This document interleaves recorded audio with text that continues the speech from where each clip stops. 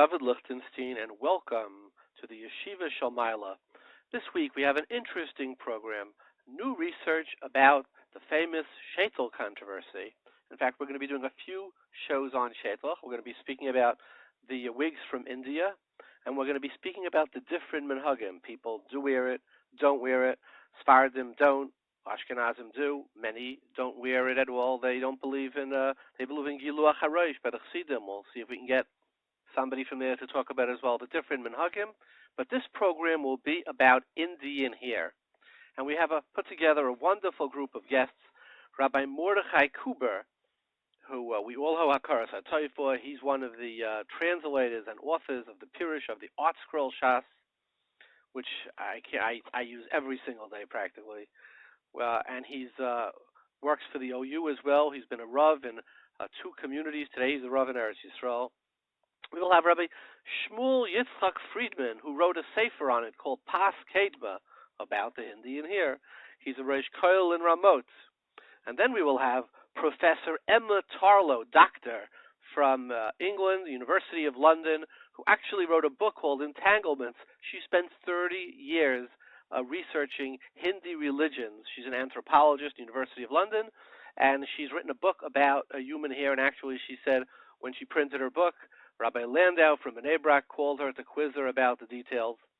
And then we will have Rabbi Tzvi Weissman from California, who's a Baal Teshuva, who actually spent 6 years in South India involved with this religion, Hindu religion, who will tell us firsthand, now that he's a Baal Teshuva, what happens at these temples. Now, we ran out of time, so next week I've actually interviewed a number of Hindu priests as well, because there's great uncertainty as to, in other words, many of the Rabbanim we speak to and the researchers say the hair, when they bring it, they have the haircut, it's not meant to be a sacrifice at all. It's a type of cleansing, like Taglachas of Mitzayra, this week's Parsha. What is it? It's a type of purification. Now that you're pure, you can go into the deity, their Getchka. Now, Rabbi Donner, famously, a number of years ago, went to India with a translator who you will hear dubious whether he understood what was going on, and he came back with a chiddush. He said, notwithstanding the fact that Rav Moshe was materit and Rabbi Yashiv initially was materit, there's a change in the facts. And what is that? He said, even though their kohanim, etc., their galachim, say that the purpose of shaving the hair is a sacrifice of the human ego, it's a type of tahara, where you diminish your ego before you go into the deity. He said, right of the people who are going there are amaratzim, and they think they're doing it for a sacrifice. So it's contingent on them. It's not contingent on the kohanim. We will debate this point, right? So these are the facts, some of the facts that we're going to be discussing. We'll be speaking to all these rabbanim. Next week we'll have an addition on this, so the number one expert in Eretz Yisrael on this. So this week we have a few who are for, one who's against.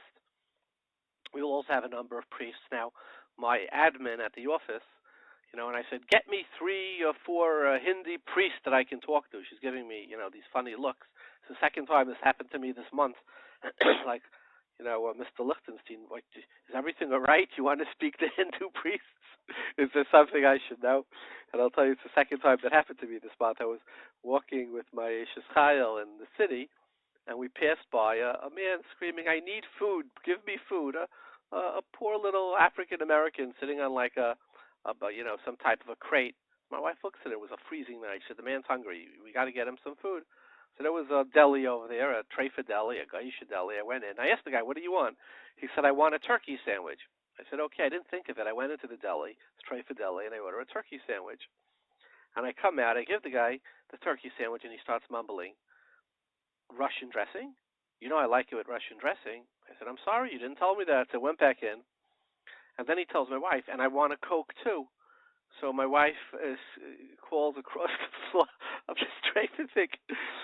Get him a Coke together with the Russian dressing, with the turkey sandwich. Hurry up, I'm wearing my yarmulke, beard, whatever. And I said to myself, my goodness, somebody could look at this and really get... So we were speaking to the Hindi priest, because when you want to know what they're doing, you have to speak to the kaimer. That's the purpose. So we have really a fascinating show with experts in the field, and I think some of what they say will fascinate you and surprise you.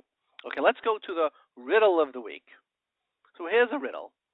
The Mechaber in Taf Ayin Zayin says, in Hilchos Pesach, says you don't make a bracha ala chilas afikaimen. We make a bracha ala chilas matzah. We make a bracha ala chilas mar. We do not make a bracha ala chilas afikaimen, even though it's a mitzvah. And the Mishnah Berurah brings on the spot from the Paiskim. He says you don't make a bracha on something that's a zecher ba'alma. It's just a memory, and a memory, it's like a mirage. Why are you making a bracha? So here's the question. Come on, everybody. I'm asking this riddle because it's that time of year. Shulchan Aruch Paskin, Sfiras Aimer Bizman is a drabanan. It's not a daraisa, not like the Shitas Rambam, etc. And why do we do it? Al Zecher Lamigdash. In fact, after Sfiras Aimer, what do we say? Rachamon Yachslan Avedis Beis HaMikdash Merimenu Amen. So it's a Zecher. So we do make a bracha on Sfiras Aimer. So why is it different? And I was learning with my Chavrusa, Reb Jacobson, and when I asked him the Shaila, he was Meisef. He said, I have another question. He said, if for a Zecher you don't make a bracha, why by the Lulav, the last 6 days of Yom Tif, do you make a bracha on that? It's also only Zecher L'Migdash. So that is the riddle. Let's hear what you have to say. What's the difference between Afikaiman, you don't make a bracha because it's a Zecher, and Sfiras Aimer as well as Lulav that you do, even though it's just a Zecher. Okay, before we go to our guests, I want to say a short word on the Parsha. This week is the Parsha of Tzvi Mitzayra, the Parsha Chazal say of lashon hara. You speak lashon hara, you get saras. And here's a question, and it's a very obvious question, and I didn't see anybody ask it. Why, if you speak lashon hara, do you get saras? Maybe your hair should fall out, your tongue should fall out, your teeth should fall out. Nafkamina, soltais, kalamachla, shesamti b'mitzrayim, soltais, bad things that can happen. Why did they pick the Torah pick of everything, saras? And don't tell me because you're going to say because we send the Mitzayra out of the Machne, so we also send the Baal lashon hara. Good, so you should say the same thing. If you speak lashon hara, your teeth fall out, and anybody whose teeth fall out, or hair falls out, or nafkamina, his eye falls out, or gets sent out of the Machne. That's circular reasoning. Why is tzaras that was nikva? Once it was nikva, yes, you send them out, but it could have been anything else. So what is the connection between lashon hara and tzaras? And I want to share with you something that I think is profound and counterintuitive. And I couldn't find the Mechaber for this in Seforim. And if anybody finds something like this, please let me know. And I also have another question, which is less of a question. If it's lashon hara we know, the 17 lavin of lashon hara is one of the most chamerdik averos, is only for the truth. If you say something bad about somebody and it's a lie, it's not lashon hara, it's maitzi shemra. So the question, and maitzi shemra has much less punishment than lashon hara. So why is the truth punished and the falsehood is not punished? Seems counterintuitive. Those are the two questions. Why lashon hara gets tzaras, and why is it on a thing? And I want to share with you something. The Declaration of Independence says all men are created equal. And I, David Lichtenstein, say it's the biggest lie if that's how you understand it. Why? You know, there are not good-looking people. Did you ever see a not good-looking person who looks at a really, somebody who's very handsome or beautiful and says, I'm so happy being born not good-looking? Or I'm so happy being born not smart or incapable, or maybe financially grew up, I just can't seem to earn a buck. I don't have that like extra seichel that when it comes to earning a dollar. It's a certain like cleverness, a shrewdness, right?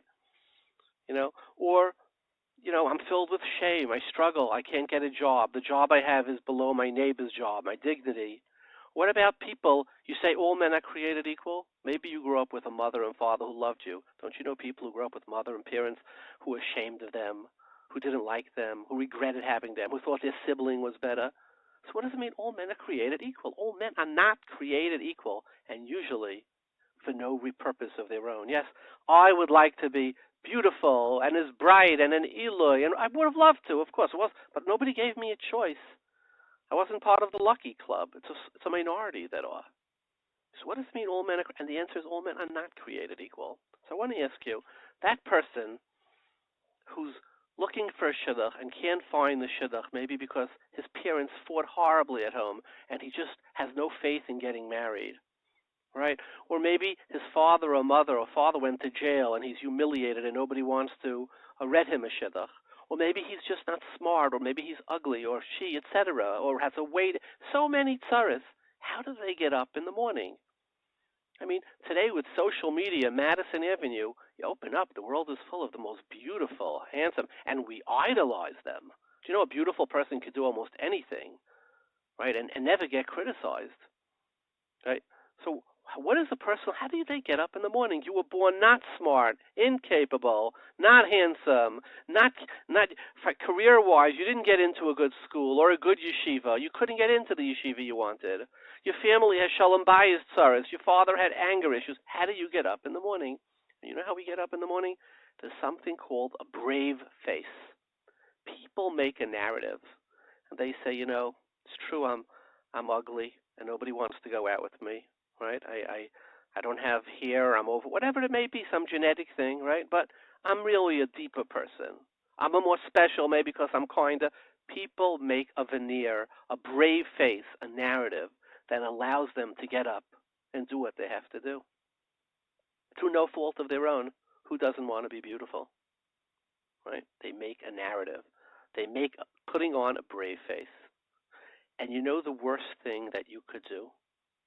You could look at the person with the brave face and say, what? You think you're like us? You're not. You're an ugly, stupid, dumb schlepper.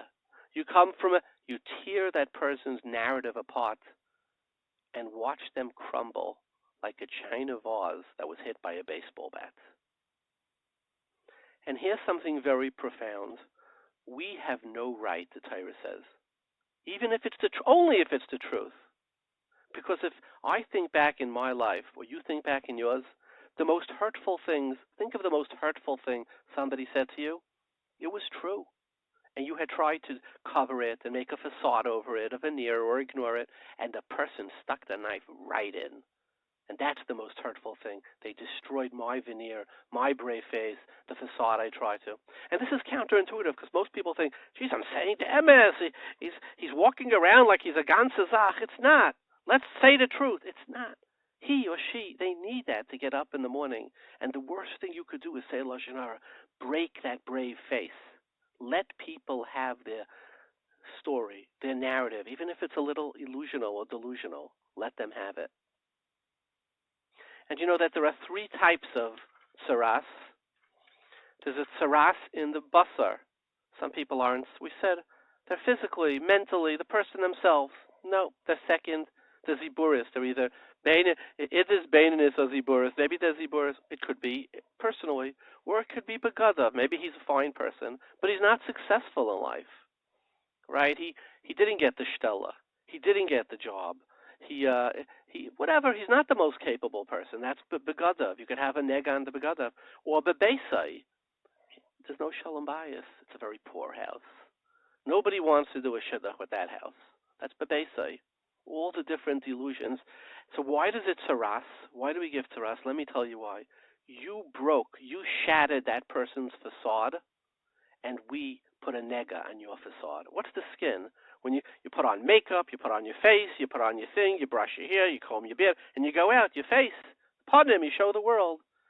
You destroyed somebody else's narrative, somebody else's brave face, somebody's veneer, and we destroy yours. We put a nega on yours. So here it's so ironic and counterintuitive. Yes, let the other person have their story. They really, really need it. Let's me and you stop being such kanoim, who we could rip apart, and let's say, you know what? Your story is a fabulous one. I admire you, thinking, despite what you went through, that you had the courage to get up, and I admire that. And that is, to me, a totally new look on what is the Isser of lashon hara. Let's go to our guests. This week we have Eretz Yisrael. Listen to this, Rabbi Kuber from Israel, Rabbi Friedman from Ramot, Professor Tarlow from England, and Tzvi Weissman from the West Coast. So, wow. Let's go to the phones. We have the honor of having with us from Telz in Eretz Yisrael, Rabbi Mordechai Kuber. I personally owe Akaras HaTov to him. He's one of the authors of the Schottenstein Shas. He's worked on many of the Masechtas, Makis, Erevim, Bad Metzia, Shavuos, etc. He also wrote a sefer on Elu Trefis. He was one of the foremost authorities on why we're able to eat fish today, because he was one of those who were matir the worms that come in the fish. That other, many paiskim was a big brouhaha about it many years ago. He was the Rav for many years in Paramus and Adas Yeshurun. Today he's a Rav in Kal Nachlas, Tzvi, and Telz. He's also one of the Rabbanim of the OU. That's a very long introduction. Welcome, Rabbi Kuber. Good evening. Good evening. So, Rabbi Kuber, could you tell us a little bit about the hair that comes from India that's used, maybe some of it in Shaitel, and the essence of what your research and halacha on this topic? Okay, I'd like to begin, I think, before we get involved in the discussion, the halachic details of whether the hair that they're shaving off in the temples in India before they have their yichidus, their private time with the deity over there. But before we get to that, I think it's important to understand whether there's really a concern here about the presence of Indian hair in the shaitlach at all. Clearly, if the Indian hair doesn't make it, or it doesn't make it in quantity, then the discussion really ends there. We do have a halacha of holchen achar arov, Avodah Zorah, or in this case, the concern is tikrovos Avodah Zorah, offerings to Avodah Zorah are not batel berov, or they're not batel at all, but holchen achar arov still applies if we have a global source of hair and only a minority of it is from a situation that's prohibited as tikrovos Avodah Zarah, as offerings to Avodah Zarah. So that would mean that in any case of any random hair that's found in a factory someplace in China, wherever else, and we weren't certain of its source, we could safely presume that it's from the rove and it's not Avodah Zarah. So before we get involved in halacha, I think it's important to understand whether there is a concern for the Indian hair in the global market, or specifically the Chinese market, which is a major supplier of wigs and processed hair and everything else for the industry. So I have some figures here. It's now a lot of people have figures, and the question, of course, is how they're looked at and how they're analyzed, and what can be done with them. I've seen someone recently take the same figures that I'm going to share with you and analyze them incorrectly, which can happen. So we're going to try to, instead of dwelling on the incorrect way to analyze them, we're going to try to take a look at the figures and see what they tell us about the presence of temple hair in the global market. Now, the primary... Rabbi Kuber, can I interrupt you? Certainly. What's your expertise in this Indian? Could you tell us a little bit about the research you've done, etc.? Like, what have you done in this? You obviously have done research. Have you written about it, just so that our olam understands that? Okay. Well, this is was one of my, perhaps even say, front burner projects of things to write about. I do sit in the Mirayi Yeshiva when I'm not overseas for the OU, and which is Baruch Hashem most of the time, and for some reason I am somewhat of a lightning rod for the various conflicts and controversies, the contemporary things that rise and fall annually or semi-annually or however often they come. The people come running to me and dragging me into these things. I don't know why.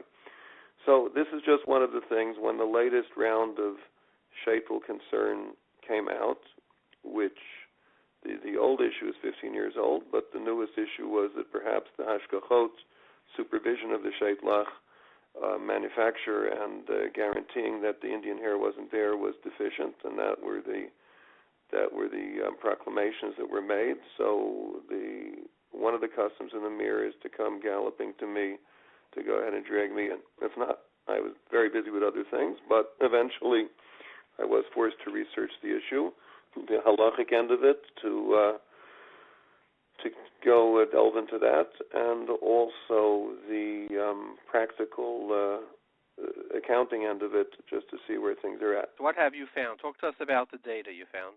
We have at our disposal, which I did not find, it was in one of the articles that was printed up.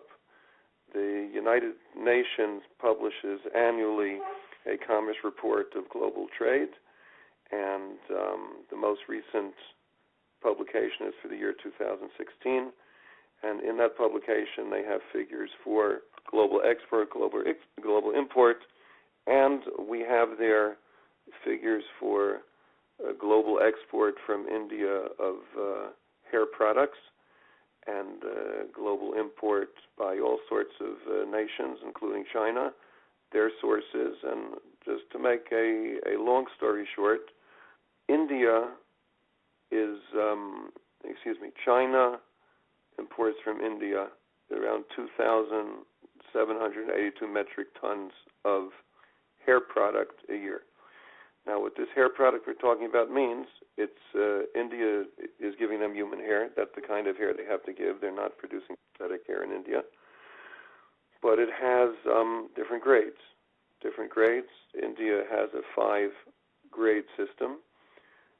Grade number 1 is 31 inches and longer for really long shaitel and things like that. Grade number 2 is 16 to 30 inches. Grade number 3 is 10 to 15. Grade number 4 is 5 to 10, and grade number 5 is below that, cuttings below that. Now, a shaitel, at a minimum, a shoulder-length shaitel needs hair that's 10 inches long at a minimum. To make that 25 centimeters is 10 inches long to make that hair. So we're basically talking about, in terms of the shaitel suitable hair that comes out of India, it's grades 1, 2, and 3. Grades 1, 2, and 3 are what's suitable for shaitel hair. Now, the main temple in Tirupati, which is the main center for the hair. If you do a search for where Indian temples have hair, this is what comes up. No one else comes up. I've seen different figures. This is 60% of the temple hair, but my sense is it's quite a bit more. And they have auctions every month of their hair, and they do publish the figures. From the figures of the first 3 months of this year, January, February, and March, I was, and the sales figures and everything, I don't want to bore everyone with all the details here, but in terms of grades 1, 2, and 3, shaitel suitable hair, and that multiplied by 4 to give us an annual number, it came out to around 85 metric tons, annual figure, 85 metric tons of hair. Now, just as a reference point, a shaitel needs around 330 grams of hair. So you're talking about for every kilogram you get 3 shaitels, and a ton is 3,000 shaitels. So that's 85 times 3,000 shaitels worth of hair. But back to the figure, 85 metric tons a year, and at a total take for the temple of $15.5 million around. Now, I went ahead and, based on the different proportions of that hair, you'll see why in a moment, I made myself a weighted average of what they're getting per kilogram of that hair, and they're getting $181 per kilogram as a weighted average. Okay, now, why is that important? Because in China, which is the main concern, that's where everyone's getting their shaitel, the, shall we say, over-the-counter shaitel. They import from India, as we said, 2,782 metric tons a year at a cost of $133 million and change. Now, there are grades 4 and grades 5, and grade 5 is sold in quantity. Those are little cuttings. But when you work all this out, it comes out that if China only imported the shaitel-linked hair and didn't even import grades 4 and 5, which certainly they are importing, but because they make hair extensions and other things, other hair products and eyebrow pieces and all sorts of other hair pieces that aren't shaitlach. But in the end of the day, if they were to import only shaitel length hair, it would come out that they would need to cover that dollar figure. They'd need to import 736 metric tons a year of hair from India. The more lower grade hair they have, that means the more shaitel length hair they have to import to cover that. So I would, taking these figures, I would guess that they probably import around 900 metric tons of shaitel length hair a year from India, which means that 85 metric tons doesn't come close to being the figure that's not even rove. But I'm not. But yes. I didn't follow the math there. You're saying that just sum it up. Let me give percentages, and then you can follow it. Yeah. For guessing on from China's dollar figure of imports a year from India, how much shaitel length hair would have to be in there to cover it? You got to figure. To cover what? To explain why they're spending $133 million on the hair, because the other grades of hair that aren't shaitel length cost pennies in terms of this stuff. It's the difference in price is tremendous. Right. So when we look at that figure, that figure is basically paying for shaitel length hair. Right. Because however much they get from the other stuff doesn't raise that dollar figure terribly at all. They get tons and tons of it and maybe cost $1 million.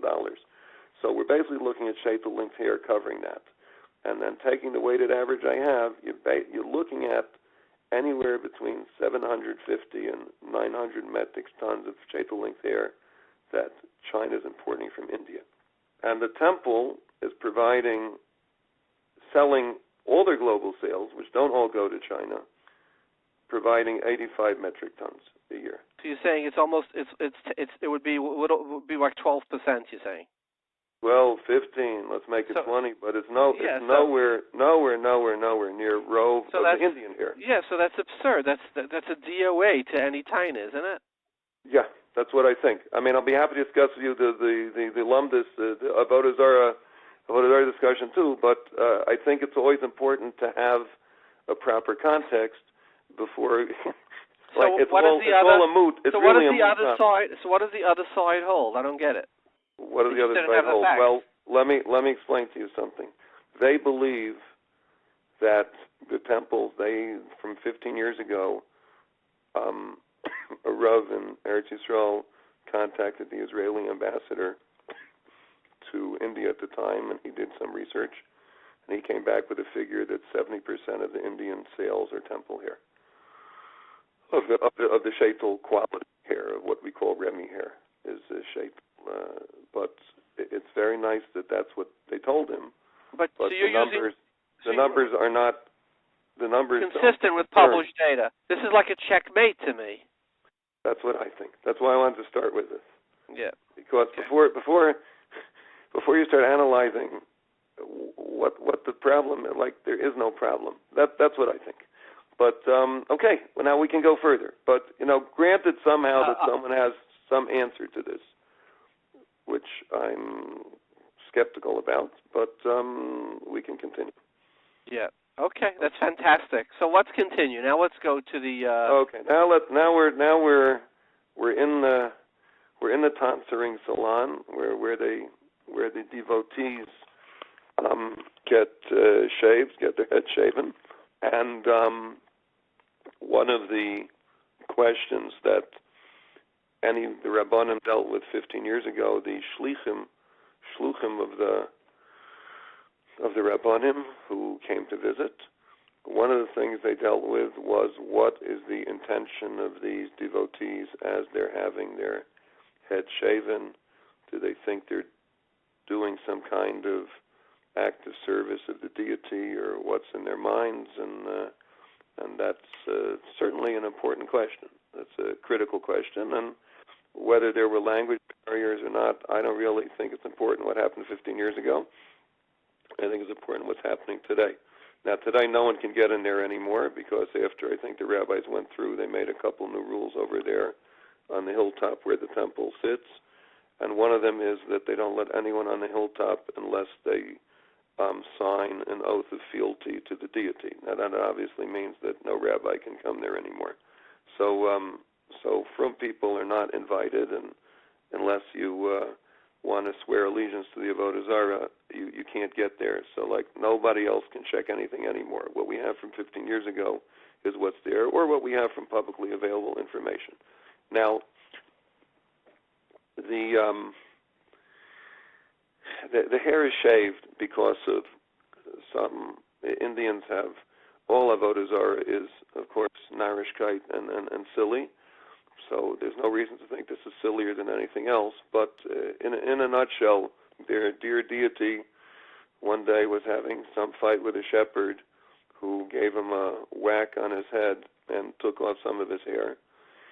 And some princess was standing by, and she was so concerned about the bald spot on this deity's head that she yanked her own hair out and gave it to him as a hair transplant.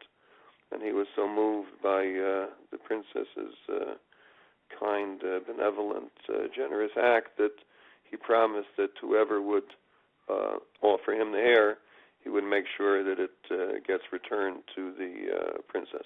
Seder. So therefore, when they go there, let's take the worst case scenario instead of arguing about what they're thinking, what they're not thinking. Is it an act of subservience, or are they just thinking they're being mavatel, their gaiva and their haughtiness? Let's take the worst case scenario. Let's for argument's sake. And they're thinking that what they're doing is they are going to give their hair to this deity, who's then, in return, they'll get blessings and everything. They all know it's being sold. It's no secret it's being sold. Everyone who goes there understands that the temple is selling the hair for running their operation there, one of their major revenue sources, and they all know that. It's no secret to anybody. But even so, they'll believe that by donating it to the temple, whatever, they're still accomplishing that lofty goal of returning the hair to this lord and that princess, and whatever the case may be. Granted, let's say that's so, even if it might not be so, but for argument's sake, let's take the worst case scenario. Now, they get their head shaven. Where they get their shaven, the deity itself sits in the temple. They don't get tonsured in the temple. They're outside the temple in the tonsure building, a multi-story, multi-zillion barber place, which until recently did not have any statues in it. Apparently they erected a new facility and they did put a statue in it. The statue is not clearly visible to everybody, but we'll discuss that in a moment. And they get their hair cut, and then they bathe, and then they stand online for 10 hours, and then eventually they get their 4 seconds of private time with the grand deity who's inside of the temple. Their hair, when they get it, they don't bring in their hair. Their hair is dumped in a box, which is called a hundi. Hundi is just a means of financial encumbrance, and that's what the hundi was. So this box here, I agree with what was told you, but that doesn't mean garbage can, but it means a donation box. It means a way of effecting a financial transfer. That's a hundi, or financial encumbrance. So when they put it in the hundi, that basically seals the donation to the temple. It's not an altar. It's not a mizbeach. No one is burning incense or anything else in the tonsuring rooms. It just means that they have now sealed their donation to the It's a metal box. If you actually Google it, the word Hundi meaning in Hindi, it shows a metal box that says the word Hundi on it. That's the current incarnation of it. Rabbi Kuber, the Meiri on Daf Nun Aleph says that any kind of a geziza would be the equivalent of shchita, which means that cutting of hair then would be a type of shchita, which one of the 4 avodas, but that's his exact lashon. So he says that you say it is as a din of a shchita, and they're cutting the hair. He's talking, frankly, the Meiri talks about 2 things. He talks about cutting coins. I mean, minting, cutting the metal for coins, and cutting the horns off of para. We're a little ahead of ourselves, but the point is, nothing is Avodah Zarah. You're just referring to the technical details of how we make something be like slaughtering and zvicha, but which we haven't really gotten to yet. The first thing is, does the person, the devotee, mean to serve the deity in this fashion? If he doesn't mean to, then it's not Avodah Zarah no matter what he's doing, right? It has to be when a person pours water on his hands in the temple. So that's a nice nisuch, right? But that's not Avodah Zarah. He's washing his hands, cleansing himself of Avodah Zarah, but it has to be an act of service. So whether or not it's technically an act of shvira or a me'ain zvicha, which is what you were saying before, but we're not up to that yet. We first have to know if this is an act of service. And the truth is that Mr. Deity never asked them to shave their heads in devotion to him. All he asked for is the hair. He didn't ask them to shave their head. Shaving the head, if the guy walks in there, shaves his head, then takes his hair with him, they'll jump on him. They'll lynch him. They just gave him a free haircut, expecting he's going to put the hair. They gave him free breakfast and free lodging and everything, expecting they're going to get his hair and be able to sell it. If you don't give them the hair, then the guy with the bald spot and the princess who yanked out her hair, they ain't going to get their hair. So if anything, we would have to analyze whether the act of putting their hair in a hundi is some kind of tikrobas. But shaving the head is not Avodah Zarah, because the person, it's not in their tradition at all that this is an act of Avodah Zarah. It's not meant to be. And what's important for them is the hair itself. You can't serve this guy by getting a haircut, even if you're doing it l'shem the getchka. It don't work. So I think this is another hole in the entire argument, a rather large hole, about everyone gets involved in technicalities of is it shvira, is it this, is it that, one that. But before you get there, he has to be intending that he should be serving the deity like this. And that's not in their lore at all. Thank you very much. It's been an honor, Rabbi Kuber, having you on with us. Okay, have a good evening. Okay? Bye-bye. All the best. Bye-bye. We have on the phone with us from Eretz Yisrael, Rabbi Shmuel Yitzchak Friedman, who wrote a kuntris called Pa'as Kedma about the Whigs, the Shaitel from India. Welcome, Rabbi Friedman. Shalom Bracha. So, Rabbi Friedman, we had on with us a Baal Teshuva who actually lived in India for many years, or I should say for a while, and he speaks Tamil and Hindi, and he said that those who believe it's Avodah Zarah are mistaken. And he said that when Rabbi Duna came to Israel and they sent shluchim, they brought people who don't speak the language, who it's a foreign language to them, who were speaking to a language that was not the first language of the people they were interviewing, and came away with totally distorted story.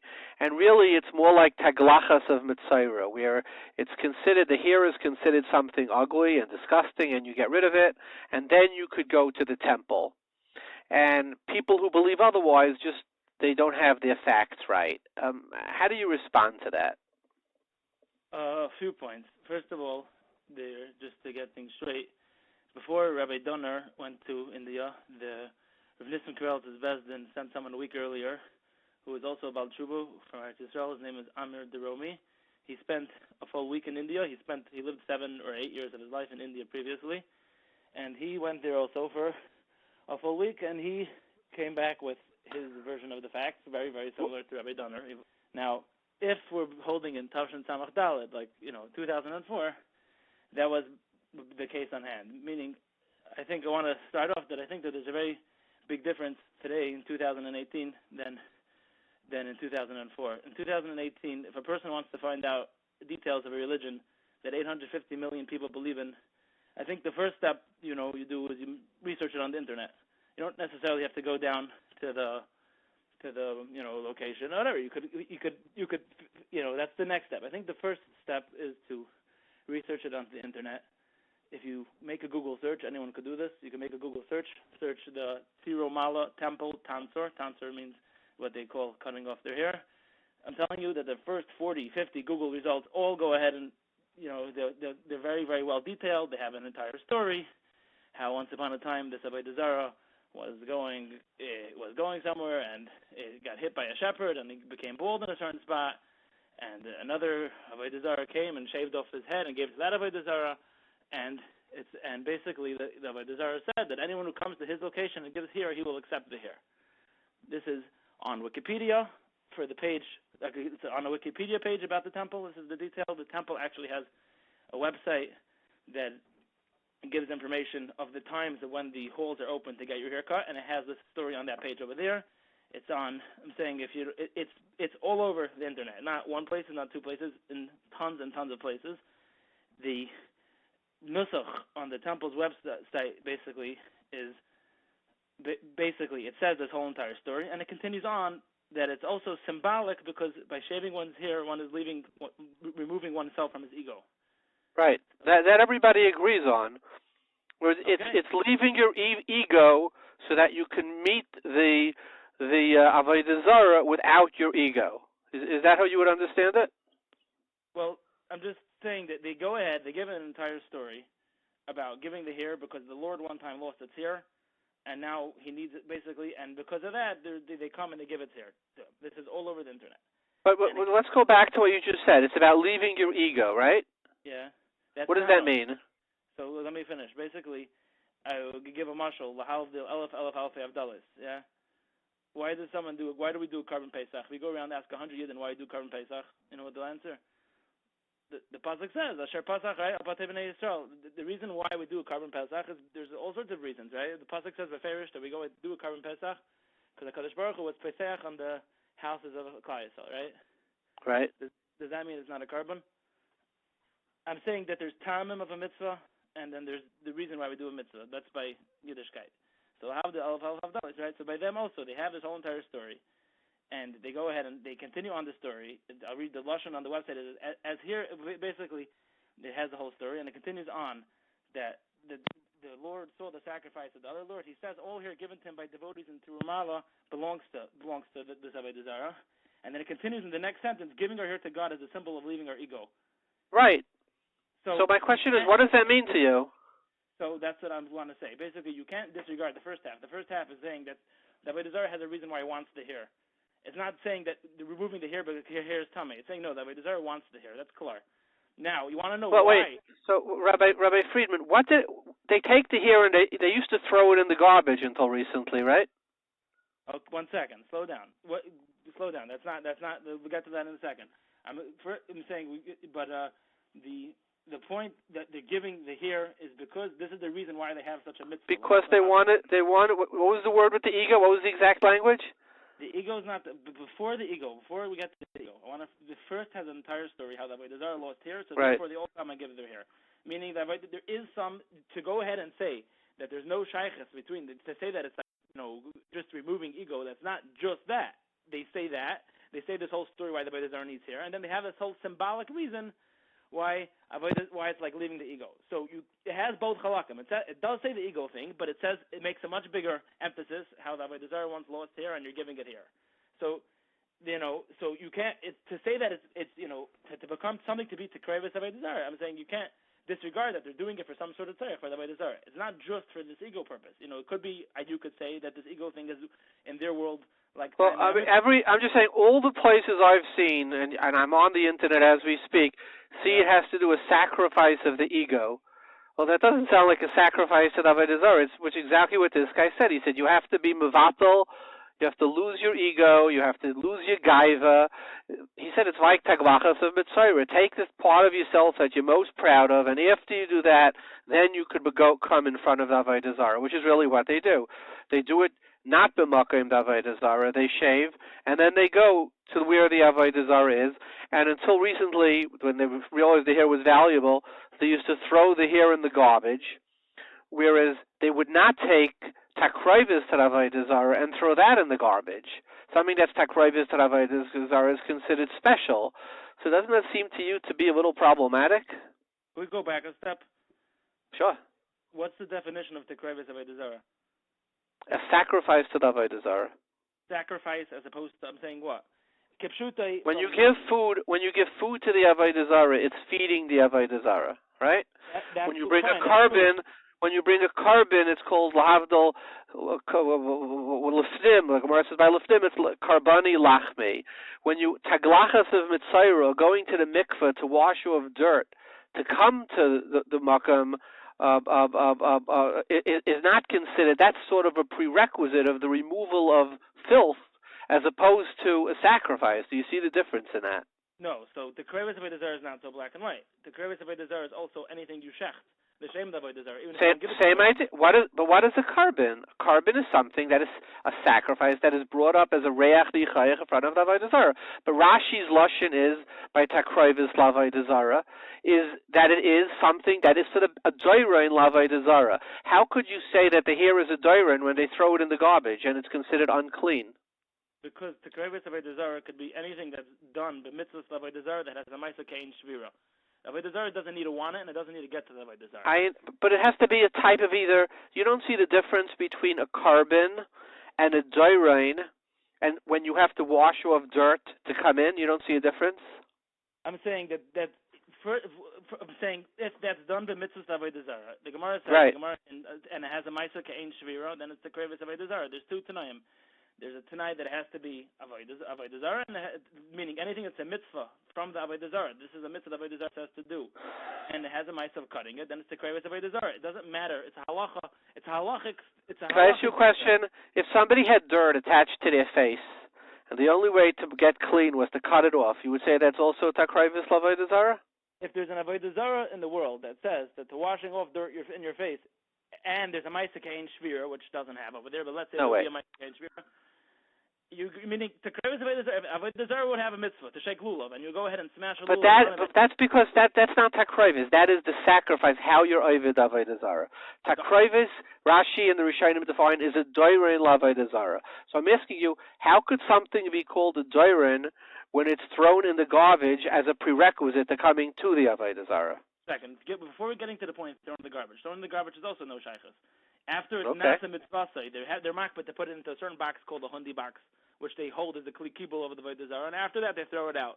Basically, the hundi point is they believe, and like you could go ahead and look this on the internet, that there is a certain hashba'ah that happens when you put it into this hundi. It says on the temple's website that if you're unable to make it to the temple, you could send your hair to have someone else put it in there. You have any explanation for that? Well, you have to send me that because so far everything I've seen on the website said differently. It said it's a sacrifice. It said it's a sacrifice of the ego, which is a very big difference. That's all.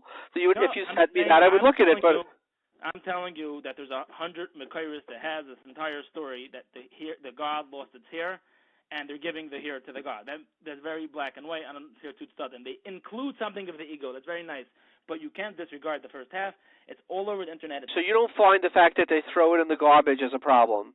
It's basically, if I could give another mushal, in their belief system, once it's done, once it's off your head, that's the avodah. After that, it has no significance. I'm saying, by the dam of the mizbeach, after it goes to Nachal Kidron, is also sold. It's meaning once it's nasa mitzvasei lahavdil, right? But once it's nasa mitzvasei, in halacha, then that's considered Takruvei Avodah Zarah. The Rashba says in Avodah Zarah in Alpha and Beis, he talks about the lechem that Avodah Zarah is misratza that you put it in front of it, even if afterwards you take it away. It's Takruvei Avodah Zarah since Avodah Zarah is misratza that you put it in front of it. Meaning there's a certain seder hadvarim, they have a certain thing they do, and when they're done, it's done. But it doesn't, as far as the halacha is concerned, it doesn't have a significance. It's Okay. So you believe that that the fact that there have been many experts who say that it's a sacrifice of the ego, it's not. You're saying that you don't accept any of their opinion. I'm not saying anything. I'm giving you my mekomos. There's no doubt that the story is that the guy lost his hair. Some Avodah Zarah lost his hair and they brought him here. But they say that the reason for doing it is because it's a sacrifice of your ego. I'm saying, look, if the Avodah Zarah lost its hair, then there's some sort of shaykhus with the hair. It's not just removing. It's not just like, oh, you're going to the mikvah to remove dirt. The hair is not, there's obviously some sort of shaykhus with the hair, right? I understand. So you're learning Hilchos Avodah Zarah. We have had experts. This guy has a doctorate in this. He's an expert. He said it has to do with it's like the taglachas of Mitzvah. What its Mechaber from it is, but Donner himself said he had experts. So what you want us to write a shtickle Torah? You want to tell them that they're doing their Avodah Zarah wrong? Look, I don't know what you're coming to be meisiv here. I don't think that. First of all, there's not a single person who went down there, who came out otherwise. I could give you a documentary that some guy from America went down there asking them why they do it, and they say the exact same nusach that Donner heard. It's actually in English. They speak to people that he spoke to spoke English. They also go ahead and say that their God likes hair. That's the same nusach that Donner claimed that he said. I'm saying the Oivdim, there's not a single person who went down there yet and is telling you what the Oivdim are saying otherwise. I mean, except for the guy who has a doctorate in it and lived there for 6 months, right? So, Beseder, I'm saying, look. So how do you want to go ahead and answer? How do you want to answer that up with what the website has a whole story with this here, with the Wikipedia, with hundreds of other websites? You know what this guy said?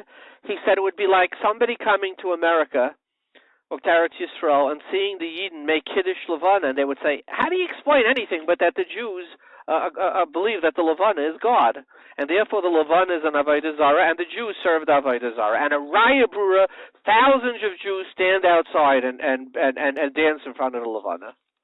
That's not a typical raya. I'm sorry. Okay. You can't go ahead and take your one doctorate and disregard what the temple. Well, it's not just one doctorate. You said he himself said he spoke to the guy and he said the same thing, right? Well, I never said that. You said Donner said that he spoke to an expert who said that. Donner had one expert who told him that. That's also removing their ego. But I'm just saying that it's not a stira. If this website saying both of them is not a stira. It could be that they're both true. And once you go ahead and see that. So can I tell me? So Ramesha was matir it, right? Says who? Oh, it's famous. Ramesha was brought in front of Ramesha's Talmidim made, and he said it's not a problem. I don't know. You have to know what the mitzvah. It's three things. I'm saying, look, a certain sefer says this b'shem Rabbi Melech Bluth b'shem Ramesha. I spoke to Rabbi Melech Bluth. He has no recollection of hearing such a thing before Tavshin Samach Dalet. I'm saying, I don't know. So if we had somebody who Ramesha would be matir it, would that make you satisfied then? Well, first of all, I'm saying, look, you know about the Teshuvas and Igros Moshe that it says you're not being Samech on it stuck him without Mekaris. You have to know what the Mitzvah is brought in front of them, because Rav Yashiv himself was matir in Tavshin Nun, right? You can't. So what changed? What changed for Rav Yashiv and Tavshin Nun to afterwards? I'm sorry, we'll get to that in a second. I'm just saying that you have to first know how the Shaitel was presented, what were the facts given to him, before you go ahead and be Samech on a Teshuvah from Moshe. Moshe writes in English countless times, so you can't be Samech on a stuck if you don't know the reason, because you don't know if the reasons are going to apply.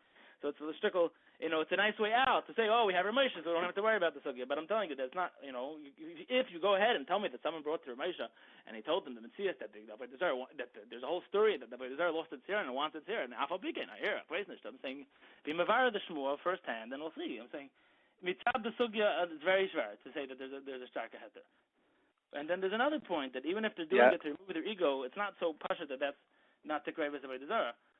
Meaning, what's the ikar of Avodah Zarah in the Torah is hishtachavaya. What does hishtachavaya mean? It means you're lowering yourself in front of something greater, right? Hishtachavaya, you're mistaken. It's not Takruvei, it's Avodah. I'm asking him. But Kipshute from the Gemara's Mavur, by Gemara and the Nalef, by Avnei Markulis, a bunch of places in Mavur that there's two Tanaim in Avodah Zarah. Number one is that it's Avodah Zarah, and number two, that it has a chituch. Has to have to be told of shchita, some sort of chituch, in order to be usher, in order to be usher to Avodah Zarah. So Zecher Avodah Zarah, by removing an ego is a sure Avodah Zarah. That's bona fide Avodah Zarah. Wait, say that again. That what? There's two Tanaim to come to Avodah Zarah. Number one, that it's the Avodah, and number two, that it has a mice of a cutting of some sort of kain zvicha, kain shvira. So no, Rabbi Friedman. Okay, continue. There's just I think there's a lot of things that I don't agree with what you're saying. Continue, yeah. Yeah, I'm saying I can be mechechlis. I'm saying in this country there are a lot of rayas that kipshute. There's anything to Avodah Zarah if it has a ma'isa of shvira and this and it has some sort of shaykhus to Avodah Zarah, right? So if I go ahead and tell you that, once I go ahead, I tell you removing an ego for an Avodah Zarah is an Avodah Zarah, right? If someone does that, he's chayiv skila. Right? No, it's totally wrong. It's just totally wrong what you're saying. On so many levels, what you're saying is wrong. So many levels. Okay, fine, very nice. Let's start at the beginning, okay? The lashon Rashi in Yavamis on Daf Kuf Gimel is that Takruvei is exact lashon Rashi. Why are you going? Is Dairin Avodah Zarah, right? Yeah. It's not enough that it be Dairin, right?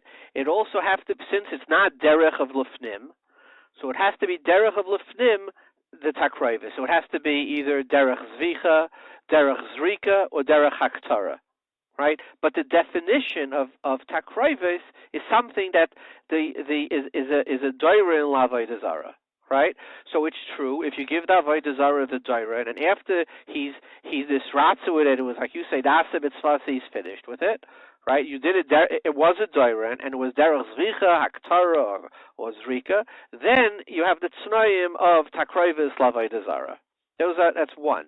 Additionally, it has to be something, even if it's derech zvicha, the Shulchan Aruch paskins, it has to be something that it was derech for this type of Avodah Zarah, a derech of Avodah of this Avodah Zarah. So, for example, we paskin like Rashi that if you shaver makel in front of an Avodah Zarah that's not Avodah sebekach, that also doesn't help. So it has to be both. There's many conditions, right? So Kipshuta, I'm saying, look, I could give you a lot of examples from Chazal and Rishonim, the things that are not mamish at Dairin, not the mice of making it a Dairin goes ahead and makes it Takruvei Avodah Zarah. But I'm just saying, going back to the case, if anything that is a mice chaticha, the mitzvahs of the Avodah Zarah, the thing that comes from the mice chaticha Kipshuta is Takruvei Avodah Zarah. Yeah, that is true. Hello, that is the Mirae says beferish that anything that's a mice chaticha or a mice geziza would have it in of zvicha. There's no doubt about that. Right. Okay. So but the issue here is that if they're doing it as removal of dirt, if they're doing it as oifen of tahara, right? It's b'chol not a Takruvei. It never becomes. If there's if the Avodah Zarah is giving the tzivui to go ahead and cut their hair, why are we handling the time and why he's doing it? Like I'm telling you, is taglachas of mitzvah and avodah? First of all, just because by I'm saying you're being medama, I'm saying you don't. That's not the case. Kipshuta, the pashas, the glachas of another pashas is taka an avodah. The sar of another is also brahana, and as it mitzvah says b'sreifa, like the chalakam of a carbon. The taglachas of a mitzvah is a seder of tahara. It's not considered a dairin, and it's not a. So this guy said that it's a ma'isa of tahara. It's not a ma'isa of. You're not serving the avodah zarah. You're removing an impediment to coming to the avodah zarah. There's a very big difference. My point is that by Avodah Zarah, we're not by Avodah Zarah. It's much more black and white than by Yiddishkeit. Avodah Zarah, anything that's a mitzvah of Avodah Zarah that has a ma'isa of chaticha, that the Avodah Zarah is mitzvah. What you cut from that becomes the Takruvei Avodah Zarah. Now, if the Avodah Zarah was mitzvah for whichever weird reason it was, that's time mitzvahs. Kipshuta, you don't need a handle with that. Just like by Yiddishkeit, look, the Rambam has very interesting reasons why we bring karbanos also, right? To be marchik the Hara of Avodah Zarah, or the Ramban is because keilu dama. There's also time mitzvahs is by Yiddishkeit is a very big side point. But by Avodah Zarah, Kipshuta, you shouldn't handle that either. Anything as a ma'isa chaticha that's betziva Avodah Zarah, then that's enough to go ahead and become Takruvei Avodah Zarah. That's the pashtus.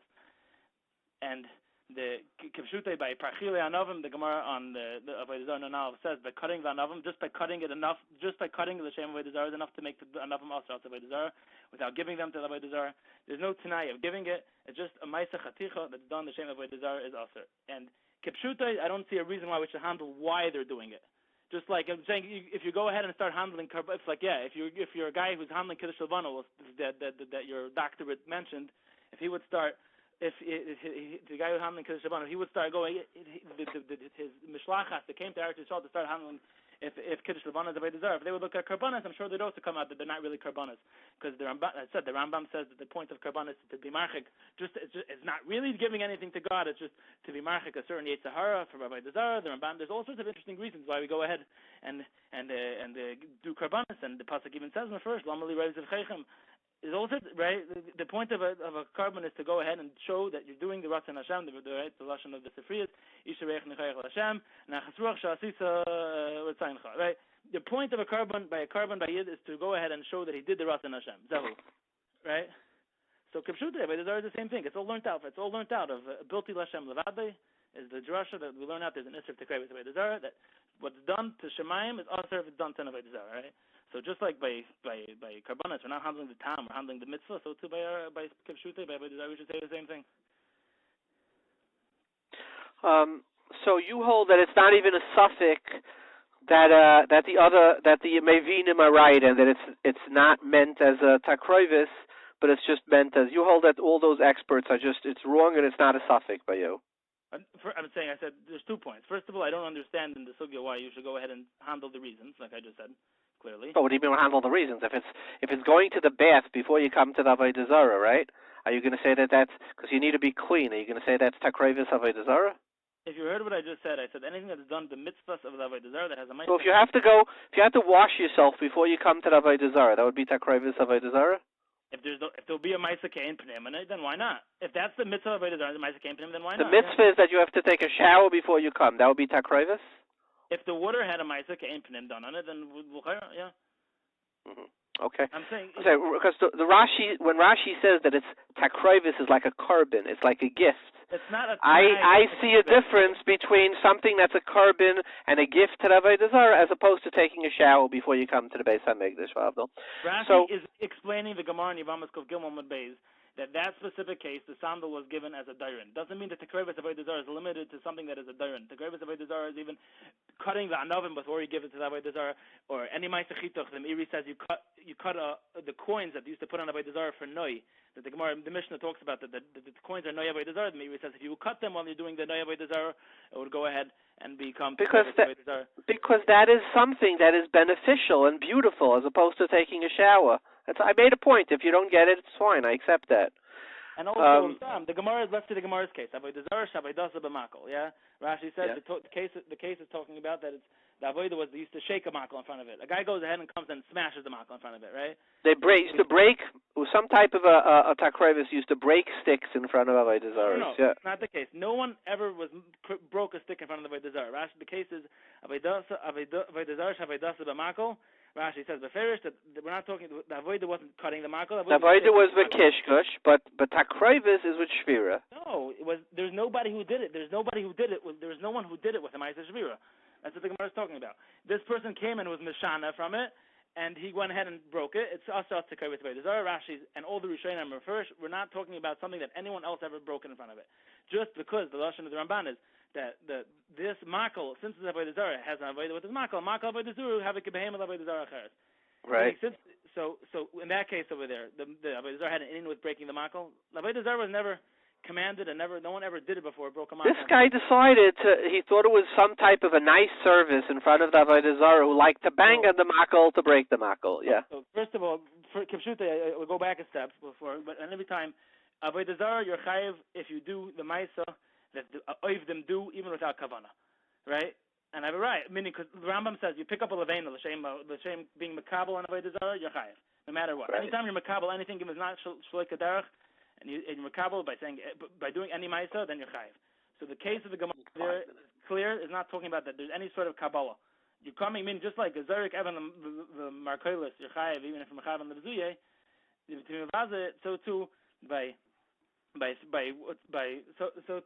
so too by going ahead and any Avodah Zarah, you do it without any machshavas, you're chayiv. Minchas Chinuch speaks this out very clearly in Mitzvah. So why is that relevant to this? So the next step, yeah. So Hayosh Shekain, you go ahead and take it. We're talking about a case of Shviras Makol.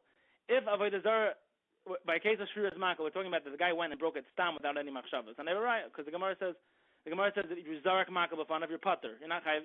Now, if he would be throw a makal and with throwing it he'll be makabel le'leah, then he should be chayiv, just like kavachim or picking up a levena that the Rambam says that you're chayiv. Any ma'aseh kol du, you're chayiv picking up. So the case of Shviras Makal is talking about that he did it without kavanah. Everyone used to come there and shake a makal, and he went and smashed it. So the makal is also out to Takruvei Avodah Zarah, even though no one else in that Avodah Zarah's history ever did a Shviras Makal, and Alpha picking the makal is Takruvei Avodah Zarah. Why? Because this chayfetz is shaykh to Avodah Zarah, and you did a ma'aseh of cutting.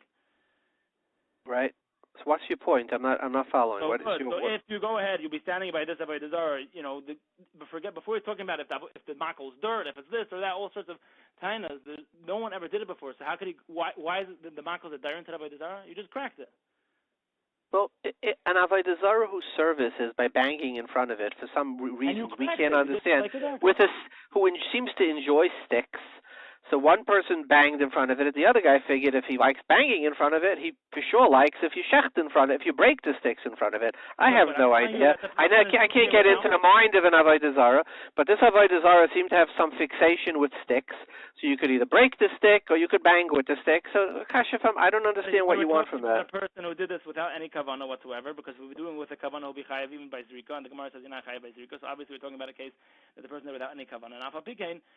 And afal pikein, then you're chayav by breaking it, even though no one ever broke it before. So you see from there's no tonight that the krevis avodah zarah needs to be something that the avodah zarah wants, something that this. It's any chayfetz that has that's shaykh to the avodah zarah. If you do any ma'aseh cutting, that becomes the krevis avodah zarah. Where do we get these handle rayas if it's because this guy is doing it as when he broke shiber makel lefaneh, it was broken for the purpose of some type of benefit to the avodah zarah, right? It was a ma'aseh chaticha that was done to something that shaykh to the avodah zarah. So like right. going back to our case, yeah.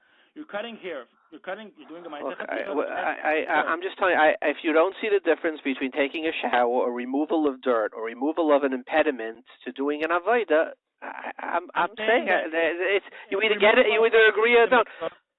But I think Rabbi Donner himself, the way Rabbi Belsky quotes him, he asked Rabbi Donner what happened between then and now. He says, then they only looked at what the Avodah Zarah, what the true Avodah is, and I wanted to see what the people believed. So he says, if the people are doing it, they're obviously, these people, it doesn't matter. They're delusional, but they're still doing Avodah Zarah, and that's what counts. So Rabbi Donner himself agrees that the experts disagree with him. And if you look at all the letters about this from Rabbi, there's long tshuvas about this from Rabbi Tiber and the Sat Medai. They all say that this is Avodah Zarah himself doesn't want it, but the people are making a mistake. I'm just quoting what the letters and what Rabbi Donner seems to have said. That's all. He says the people are stupid and they don't know what they're doing. Okay, look, Rabbi Donner himself does not claim to have ever said that, but fine, you could go ahead and believe that. But the point is that I don't understand what the point is. I'm saying whether they are making a mistake or not making a mistake is a little bit irrelevant. Because I'm saying that the zikr, a very big, any ma'aseh that's cutting that's done the shem of Avodah Zarah is to grab with Avodah Zarah, regardless of the reason. Just like by we don't have to handle the reason. Now it happens to be this whole entire reason of Achna. If you go ahead and if you realize that we're living in 2018 and you realize that if you want to find out if something about 850 million people believe in, the first the most accessible way of doing it is by searching on the internet. Then it's a little bit hard. The first 40 Google results or something like that. Say one thing and some, person with his doctorate is saying something else. It could be that person is overly westernizing this religion because I have no idea what the official reason is. I'm saying there's such a musik if the people are trying to westernize it, update it. It doesn't, sounds too primitive. It could be not. I'm just saying that you can't first point that pashtus, it doesn't matter what the reason they're doing it for, and second of all over it, we're all over. From their own okay, now let me ask you another question. That when they sell it, aren't they being mevatel it? There's a Gemara that says to krevis avodah zarah in the bittul. I know. So is that a drabanan or a daraisa? All the Rishonim words daraisa. So the Rishonim go ahead and there's a hekesh that's learned out by V'yechum mizivchei mesim. By what's the V'yechum mizivchei mesim. Taisus and Chulun Yivgim on the base. Taisus ben Beis Amar Aleph and Avodah Zarah. Taisus Rosh Nam Ches Amar Aleph in Sanhedrin and quite a few other Rishonim remember that the bittul doesn't work midaraisa. Are you aware of the Shara Melech? The Shara Melech says that it's a drabanan. The Shara Melech is talking about something that's not kein pnim and Shittas Rambam. He's not talking about something that has a ma'aseh kein pnim. There's nothing to do with any. If there's a ma'aseh kein pnim, not.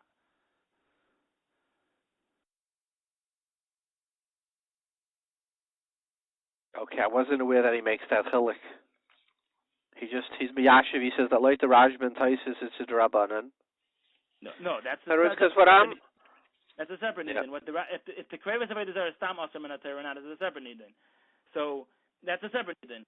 Whatever. So that's what I'm talking about. You're talking about ein lo bittul. Okay, we're asking about the krevis avodah zarah if I have bittul or not. So he says no. He says.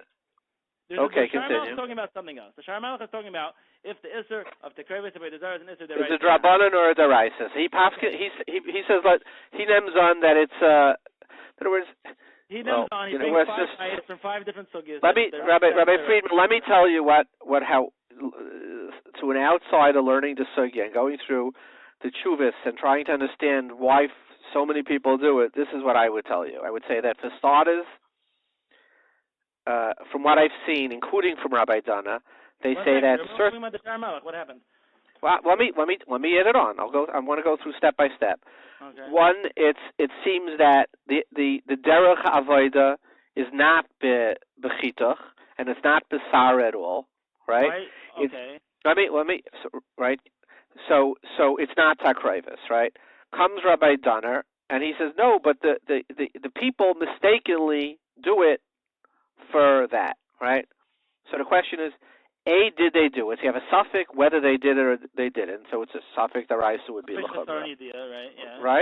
Right. That would be suffix number one. Suffix number two is that the Shulchan Aruch names on that if it's not derech avodah bekach, right? Even if you do a derech zvicha, still doesn't become a taruvis. That's the Shulchan Aruch, right?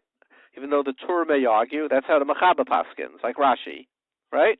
In which case, assuming that the experts say that it's not derech avodah bekach, that would be a reason to be matir. Another reason to be matir. A third reason to be matir is if it's ein derech avodah bekach. So, well, the third reason is according to the Shara Melech, who says that takrevis avodah Zorah is aser rak b'drabanan. So these all become sfeikis drabanan. And now we already have two different sfeikis, right?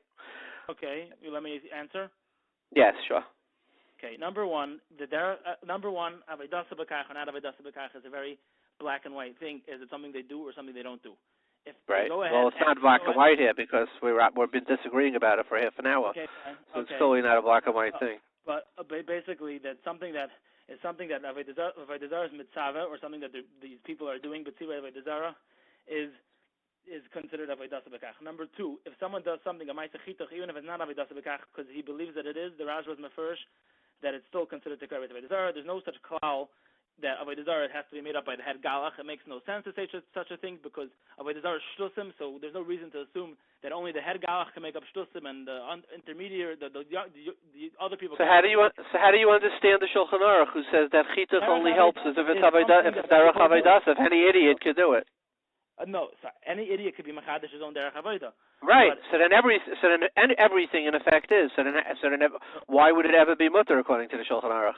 So if you were to listen to what I said earlier, then Shviras Mako is talking about a person did without any kavanah. If a person is machadish that the derech of avodah is by Shviras Mako, of course it's always going to be usher. If a person goes ahead and goes in front of any avodah zarah and breaks a stick without kavanah, it's only going to be usher if it's something that they shake a stick in front of it, something that they bepoil do. If people bepoil believe that you're meant to be avodah zarah by cutting its hair, then that's derech avodah. If no one would ever believe that you're meant to cut its hair in front of avodah zarah, then fine. If people bepoil believe it, then it's for sure derech avodah. And there's one last thing. There's a few other things here, but just about them to be. I want to get back, and then about the Takrovei avodah zarah being awesome in a Torah or not. So the Shara Melech actually brings from 4 or 5 Gemaras that the Mavur that it's an Isser Derai. So that's the sheet of the Rambam, the Ramban, the Ran, the Rebbeinu Yaina, the Mukhi Yosef, Taisus, and quite a few places. And then basically Zecher Rav Rishayim hold that way. There's a stira in the Rajba what the Rajba holds. The Rajba Kedushin Daf Nachlas Taka is mitzvah that is the Rabbanon, and Taisus and Bava Kama and Beis is also misupik on that. But Lamaisa, the Shara Melech explains how Taisus is going shloik Halacha, so it's going in Chitas Chizkiah, and we don't pass him like that. And as far as the Rajba Teres Abayis by Negei Yain Esach explains that the Takrovei is also in a Torah, and the klal is there's a steer between the Rajba and Chedushim and the steer and the Rajba in Teres Abayis. Halacha like the Rajba and Teres Abayis. The Seichem says that and quite a few other Achronim. So Pashtus, there's no such reason to hold that the Takrovei avodah zarah is not also in a Torah.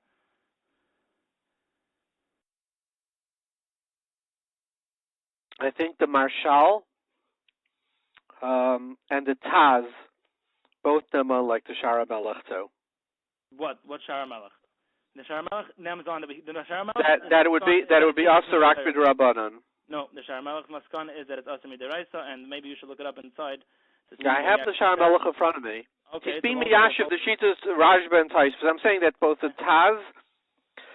And let me ask you one more question, First Rabbi of all, Friedman. 1 second. You want to play an Achronim game? I could give you. I'm saying, if you want to know the The Achronim that say that it's the Marshal, there's no riot. The Marshal or the Taz hold is Derabanan. All they do is they give a reason why Takruvei Avodah Zarah is more common than Avodah Zarah. So there's B'chol no riot that they're saying it's Derabanan. There's no reason to assume that they're saying it's Derabanan, especially since Rabbi Shainim and Rabbi Achronim, the Mishnah Malach, Shar Malach, Divrei Emes, Beis Levi, Shuvas Tuv Tamadas, Rosh Kluger, the Chazanish, Yerdei Semen Samach. Most Achronim all them on that it's deraisa, and even if you go ahead and say it's derabanan, you go ahead and on that side, Rabbi Kiva Eger and Chul and your Gimel Medbei says that even on that side. And the Prisha learns that way in the Marshal and the Taz. That was. The Prisha in Kufla Mitzvah says the reason why he's looking. He says the reason why he's looking for Taimim is because they obviously never done it to derabanan. Not what the Prisha says. Why are we looking for Taimim? Because it's. They're saying Taimim. What's the problem? You know how many times the Shach and Taz say Taimim for things? It's like well, that's how the Prisha learns. Let me ask you another question. There's no Prisha. Look it up inside. The Prisha doesn't say okay. that. Some person's Teshuva decided that's what the Prisha means. It's not no Raya B'chol. And Zechar Rabbi Shem and Rabbi Achronim hold one way. It's very hard to go ahead and make a diak, because the Prisha says a reason, and the Prisha really holds it their abundance. Very shvach. Very shvach. And let me ask you another thing. According to this svara from Rabbi Donna that the people are over that way, even though they don't know what they're doing. Do you have any numerical number as to what percentage of the people are doing it that way? No idea. I mean, I think that if you on the Google result, the first 40 results say you have a whole story with here, then it's for sure most of them are doing. The only Makaris that we're having are the same doctors and professors who were saying in 2004 is the only Makaris for care. Then I have no idea how many people it is, but. As I said, that the Pasha doesn't make a difference because Avodah Zarah, the Pasha is not telling the reasons, and anything that's Derech Avodah Zarah, then it should be Aser, without any reason why they're doing it. Rabbi Friedman, it's been wonderful having you on. Thank you so much. Okay, take care. Bye-bye. We have the honor of having with us on the phone Professor Emma Tarlow, who's a professor at the University of London. She's an anthropologist and has spent more than 30 years researching Hindi religions and spent 4 years researching the human hair shaving, tonsuring, and sales. Welcome, Professor Tarlow. Thank you very much. So, Professor Tarlow, I'm an Orthodox Jew. Yes. And do you know that one of the big brouhahas in our world is the hair that comes, that's bought in China, basically shipped from a lot of Hindi temples, is the purpose of the hair when they go to the temple to get their hair shaved, is it as a sacrifice to the deity, similar to like you would give, one of their customs is to give candy to the deity, they give all kinds of, monetary gifts, etc., or is it about cleansing, i.e., it's a prerequisite. Before you come to the deity, shave off ego, shave off pride, remove dirt, they get washed, etc. We're trying to find out, according to Hindi theology, in particular to Ramula theology, which is it, A or B? So that's I'm cutting straight to the point here. But I'm wondering if you could share with us some of your extensive knowledge as far as interviewing, etc. Yes, thank you. Well, I've visited several Hindu temples where people undergo the ritual of tonsure. And what's important to understand is that you do not have this tonsure performed inside the temple itself. You go to a special barber hall, it's called a tonsuring hall, and you have your head shaved prior to going into the temple. And when you go into the temple to worship, you don't take with you the hair that's been removed, because your hair is considered a sort of polluting substance. It's a body substance that's been removed from a head. And part of that removal is the idea of cleansing, but it's also the idea of renouncing worldly things, your attachment to the world. So that hair falls to the ground and is taken off for sorting and processing, and it's sold into the wig industry, whereas the person who's going to worship the god would first take a ritual bath after being shaved and then go into the temple. And what they would offer in the temple is things like flowers and fruits. They would not offer human hair. That would be considered very inappropriate. Well, so, Professor, is this widely accepted among the theologians, or is there a disagreement about it? For Hindu theologians, that would be clear, and when people go to worship in temples, people, as I say, they offer flowers and fruits, things that are pleasing and pure, and they would certainly not offer human hair. So the human hair is kept separate, and it's removed outside the actual building of the temple. So any expert in Hinduism and theologian within the Hindu tradition would tell you that. And in fact, in relation to the controversy that there was about hair from Indian temples, that was quite a big controversy in 2004, prior to that, back in the 1980s, people from the Orthodox Jewish community had consulted experts of Hinduism, including practicing Hindu priests, who had all told them that, in fact, which is why they had initially made the decision not to ban the hair. It was only later, in 2004, that this anxiety about this connection of hair and the perception of it being some kind of sacrifice to the gods in that sense became popularized, and it was at that point that anxiety about Indian hair was. So, Professor, let me ask you a question, okay? In 2004, what happened was a fellow from England, the Rabbi Donner, went to the temple at Tirumula, and he brought with him, from what I understand, a translator who Tamil was his third language. And it was like two people. It was like if I would speak to you in Tamil, basically, or better yet, sort of like my Spanish. But he came back, and what he claimed is as follows. He said, it could be that the theologians believe that, but the mass majority of the people are totally ignorant, and they are not doing it for the appropriate theological reason. They are mistakenly doing it as a sacrifice, and to prove that, we spoke to 10 people who are coming out, and they all, the translator speaking his third language, to them speaking, they were speaking in Hindi, which was the other party's third language. They said, no, the people who are going actually believe it as a sacrifice. Does that sound like a reasonable possibility to you?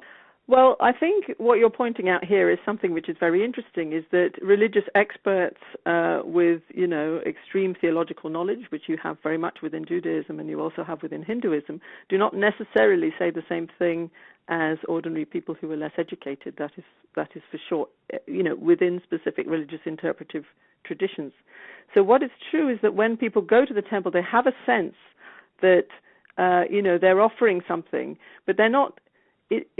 So all depends then on what you mean by offering and what you mean by sacrifice. But from my understanding of Orthodox Jewish law, and I have discussed this with various rabbis, an offering or a sacrifice is conceptualized as sort of laying the thing in front of the idol. And in that sense, it's absolutely not a sacrifice in the theological sense of the term. But people who go to have their heads shaved have different motivations. So one motivation is a lot of people bring very small children, and it's their first shaving of the head. And the first shaving of the head is it's considered like a transition into, the next stage of life. So it's an important ritual passage, if you like. Other people go because they've made a vow to God that if something good happens, like they've passed their exams, or a business has gone particularly well, or someone's recovered from illness, then they will go and they will give up their hair and then go and worship the gods. So these are the kind of contexts in which people go to the temples. Professor, it's fair to say that from a theological point of view, it's absolute that the way you described it is correct. Any intelligent theologian would say it's removal of an impurity rather than a sacrifice. But it's also fair to say that when people are ignorant, heaven knows, they could be thinking anything, and it's pretty hard to actually know. Is that fair to say? I would say it's always fair to say that you can never tell exactly what is going on in somebody's head, and that would be true of everybody, whether they're educated or not. Yes, okay. In that sense, that's true. Okay, so Professor, let me ask you another question. We had on a rabbi from Israel last night who's researching this, and his findings were rather interesting. He said that the temple in Tirumula sends a fraction of the amount of hair that is cut off in India to China. I think he said it's 12%, using what Tiramula publishes and using what the UN Commerce Guide publishes. So we said, even if Rabbi Donner is correct, and it's every one of these people got it all wrong. And by the way, and there's a question. Let me just finish my point, Professor. And by the way, as an aside, we are struggling with, well, if they got it all wrong, does that make it a sacrifice? Like if somebody, goes to Buckingham Palace and shaves their hair off because they think that's what the Queen likes, you're not bringing a sacrifice. You're actually, they're going to lock you up in the nut house.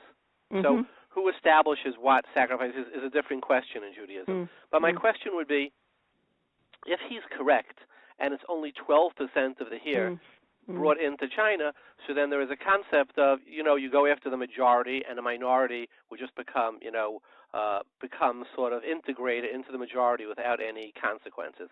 As somebody who ironically is an expert on hair imports, do these numbers make sense to you? They do. In fact, I'm surprised it's that much. I know that it's a very small percentage that would go from the temples to China, because the vast majority of that hair from the temples is auctioned by e-auction to very specific big hair importers for the sort of high-end hair extension market in Europe and the United States. So very, very little of it is bought up by Chinese factories because they prefer to work with much cheaper hair sources, and the hair that is sold by the Hindu temples is actually very expensive by comparison to many of the other sources of hair. So where does the other hair come from? Like, if I understand for tantrine, people are willing to let go of a beautiful head of hair. Who else in India is having their hair shaved, and what would be the reason? So there are two different things that are happening. Actually, between 70 and 80% of the hair that India exports is not hair that's been shaved from the head. It's actually hair that's fallen out when people are brushing and combing their hair. It's called combings in the trade. And that hair is collected up door to door. So you have peddlers who go around door to door calling out for hair. And people will sell like a year's worth of hair for about the equivalent of $1. And all of that hair has to be then untangled in untangling workshops, goes through a huge amount of different processes before it then gets sent to China. And that provides a very large bulk of the hair that's used in wigs and extensions. It's not the most superior hair because it's tangled up, so it's not what they call Remy hair in the hair trade, but it is the bulk of what is being exported from India to China, and it's completely outside of any religious context. It's just hair that's fallen out whilst you're brushing or washing your hair. So, Professor, let me follow up with this question. If I could also just point out, because I don't want to give any misconceptions, there's also hair collected from people who sell their hair out of poverty, and that hair is coming from places like Myanmar, it's coming from places like China itself. So there are poor women around Asia who sell, who have very long hair, who will often have their hair cut maybe to sort of shoulder length, and the long part that's being cut off they will sell for money, and that also goes into the wig industry and the hair extension industry. So, Professor, what would you say to the following supposition? There's a number of ways they get hair. One is from the hair combings, which is more inferior. Yes. One is from Tiramula, where it's superior. If a person is buying a very expensive hairpiece, like you have a wealthy person that's spending $3,000 on a hairpiece. Yes. Would you say that there's a greater likelihood than not that it's coming from Tiramula or that it's coming from somewhere else? There are many places it could come from, because it could come from somewhere else. It could also come from Europe. There are some Russian and Ukrainian people who sell their hair also for money, even Romania. It is likely the expensive, well-made wigs that you're talking about are likely to be made from what is called Remy hair. In other words, they won't be made from the combings. They'll be made from hair that has been cut from a person's head.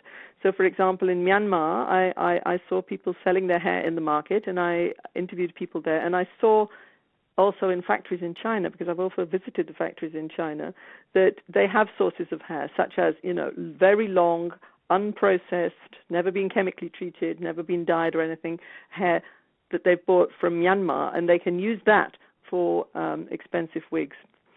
And in my experience, I didn't meet wig makers in China who were using hair from Hindu temples, actually.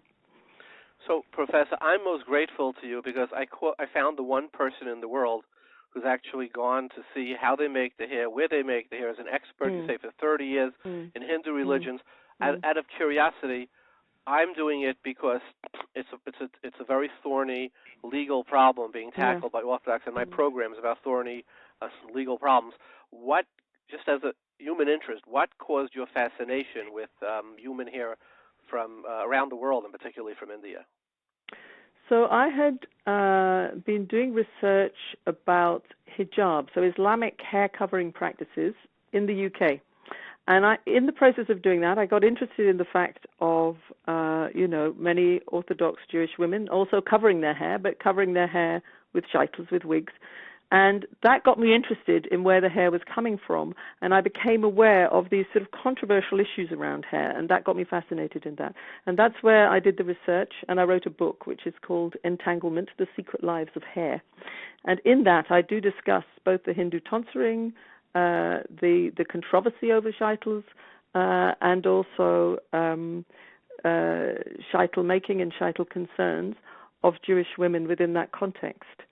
And it's an extremely interesting area because you have an interconnection of religion and politics and concerns about aesthetics and daily life, and hair is very important to people. And so poverty, I found it a very interesting topic. Yeah. And poverty and inequality, of course. And since writing the book, I've actually had a lot of correspondence with people from the Orthodox Jewish community, including correspondence from the kashrus authorities for the chief rabbi of Bnei Brak, Rabbi Lambda. And how did he come out? Do you know how he came out? I know that he considers that it is perfectly acceptable for people to use Indian hair, that it does not contravene Jewish law for Jewish women to wear Indian hair that has been gathered from temples such as Tirumala. That is his position on that. Well, Professor Tarlow, thank you so much for enlightening us on this very entangled issue. And I urge all of our listeners to purchase your book, Entanglement, The Secret Lives of Hair. Thank you so much. Thank you very much. Goodbye. We have on the phone with us from Irvine, California, Lee/Tzvi Weissman. Welcome, Lee. Thank you so much. So tell us your story, Lee.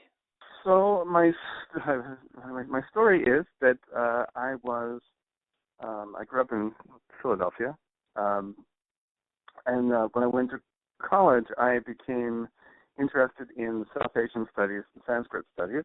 So for, I guess, about 12 years, I studied Sanskrit and South Asian studies. I was a PhD student at the University of Chicago in South Asian studies, specializing in contemporary South Indian religion. And I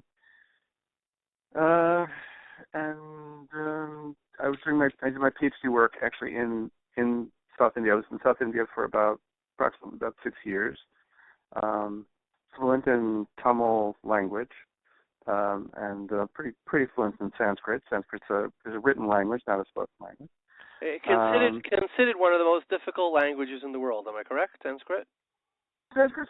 Well, actually, yes, it's difficult. I mean, it has the advantage of being perfect. It's actually a constructed language, not a natural language. So it has a perfect grammar that makes life a little bit easier. But yeah, it's not an easy language. Plus, there's lots of different historical levels to the language and so on. So, but I'm pretty proficient. And so that's where I did my PhD work, was in South Asian studies, specializing in contemporary Hinduism, particularly in South India. And while I was in South India, and it's a long story, that's a whole different story, I became more interested in Judaism, and eventually came back to the United States and studied, and I've been from now for probably 30 years or more. Wow. And that's my story. You got your PhD at the University of Chicago, you say? Right. So I did my work at the University of Chicago, and just short of a PhD, because actually I had my sort of religious epiphany just before I finished my dissertation. Decided to kind of retool. Now I teach Jewish studies at a Jewish community high school. I used to teach at ULA University, Yeshiva University of Los Angeles, high schools in Los Angeles for many years. So I became a high school teacher. So I kind of retooled myself. That's amazing. Changed professions. Yeah. So you're aware of the Shaitel. I'm not sure what the right way to issue. We'll call it issue. Tumo. I don't know how to. I was very involved in it at the time that it came out with Rav Dunner, and I was in Israel and spoke with Rav Kanievsky and Rav Wosner, and I did spend quite a bit of time on it at the time. So yeah, I'm pretty familiar with the issue, and I mean. And very familiar with the place and with what goes on there, and yeah. So tell us the issue. First, give us a little history, and then afterwards you'll tell us about what your studies and your time spent speaking Tamil and Sanskrit, how that can enlighten this issue. Okay, but walk us through the issue.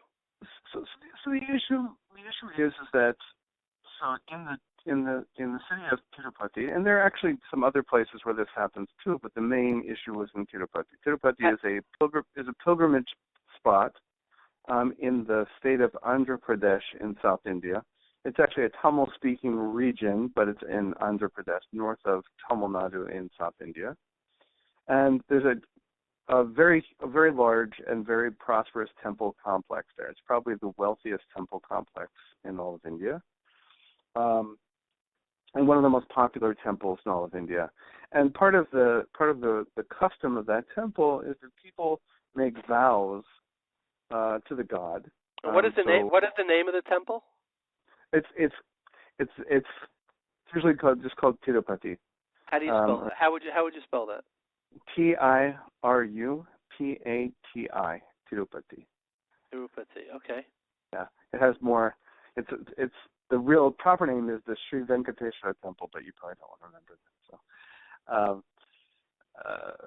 So people make vows to the god there. So for example, if you want to pass a test or something, or pass a test or business or some kind of, you make a vow, and part of the vow is that you're going to go to Tirupati and you're going to bring some gifts to the temple. And as part of the preparation for this, you offer your hair. Now, I use that word offer, not in a technical sense, right? Not in the sense of making an offering, but that you donate your hair. Okay, you donate your hair, knowing that hair is that the hair is going to be removed from your head, and it's going to be packaged up, and it's going to be sold. Okay, so who are you offering it to? So this is where the language becomes kind of a problem. So the word in Tamil for that kind of offering, kanika, really means a donation, right? Not an offering as in a sacrifice. So this becomes a donation to the temple, and it's a preparation, right? It's included along with bathing and various other things that you do in preparation for going to the temple in fulfillment of your vow. But you're not actually offering the hair to the god.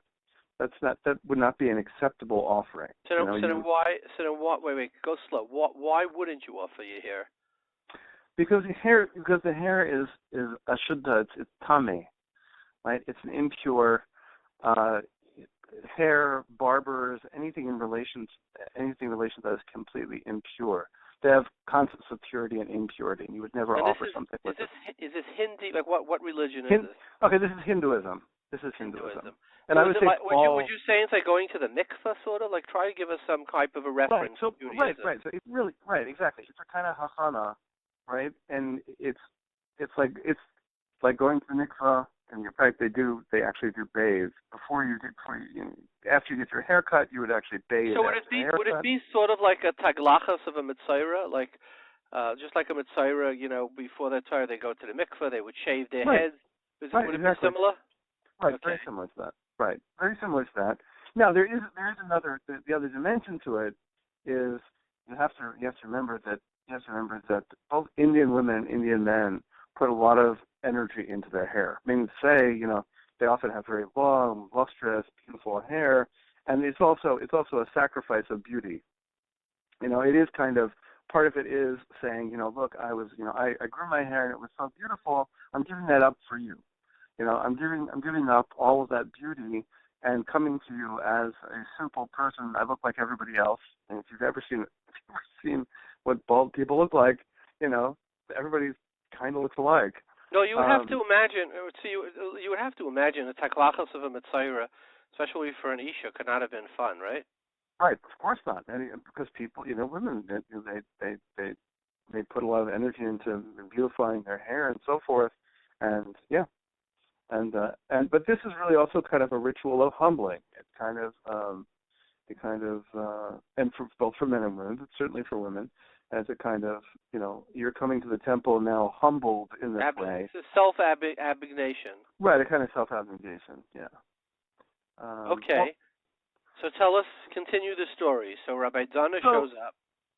Right. So the story of the investigation of this is kind of fascinating because, so in Rav Dunner's case, Rav Dunner went with a Jew from Bombay, a Marathi. This will be important. A Jew whose first language was Marathi, his second language was English, and his third language was Hindi. Okay, yeah. So that's his third language. And he came to Tirupati. And so I imagine he flew into Chennai. Is that what he do? You fly to Chennai, you drive fly to Chennai, and then drive up to Tirupati. Right. And so Rav Dunner, so he brought with him this guy as his translator, who was a Jewish guy who knew nothing about Hinduism. He had I spoke to him on the phone. He knew nothing about Hinduism or anything about what was going on in the temple. He had no previous knowledge. He communicated in Hindi, so his third language. The people who he was communicating with, their first language was Tamil, their second language was English, and their third language was Hindi. So now imagine you have two people who are communicating, both of them in their third language, right? And he's communicating about a topic about which he knows absolutely nothing. So it sounds a little bit like the Daira Flugga.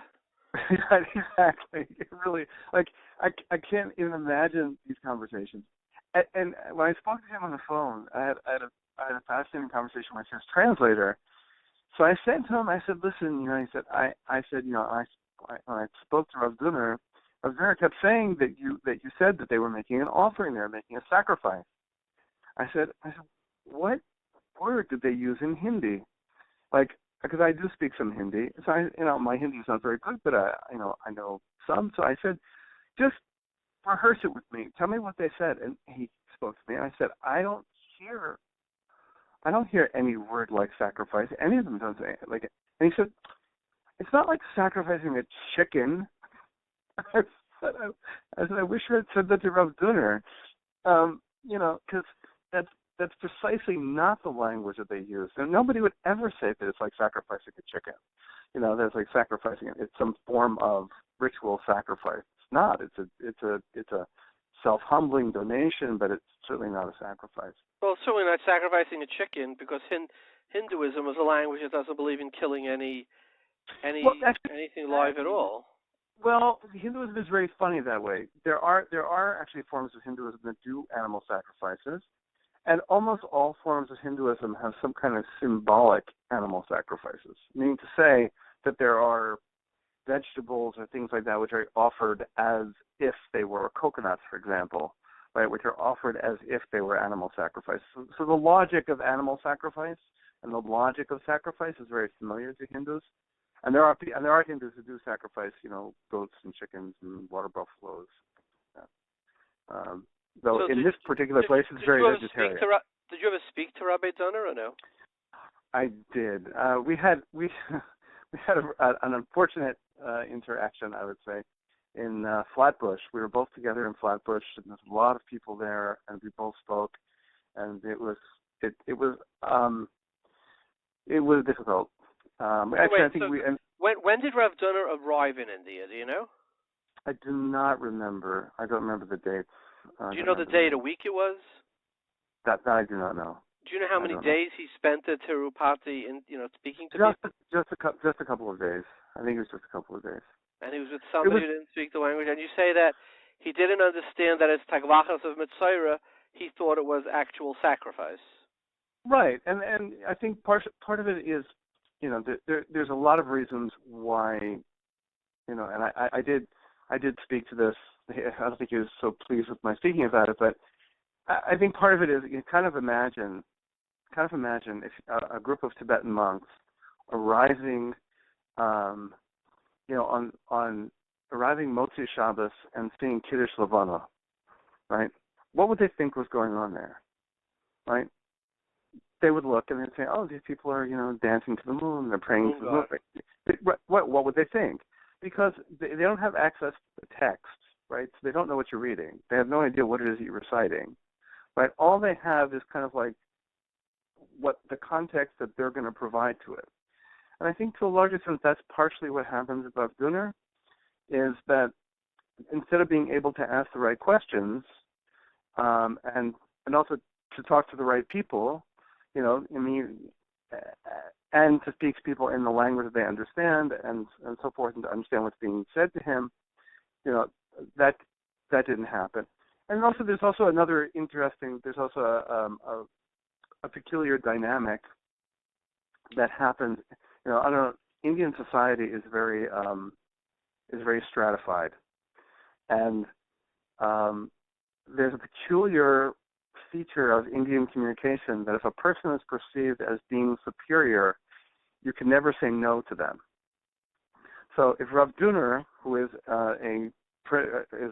by Indian standards a very impressive looking religious man, white man, comes along and says, and points to somebody's shirt, and the shirt is yellow, and he says, "What a beautiful black shirt," the person will nod and say, "Yes, it's a beautiful black shirt." Right? It literally, you could say that white is black and black is white, and you would not be contradicted. So that creates an interesting problem, because what would happen is that Rav Dunner would say, "So this is like," and the person would say, "Yes," and the same thing happened. The same thing happened with the B'nai Brak investigation, but to a completely different conclusion. The B'nai Brak investigation came to the conclusion that a trash can was a god. No, literally came to the conclusion that a trash can was a god. Okay. I'm sorry. I'm coming to a similar conclusion.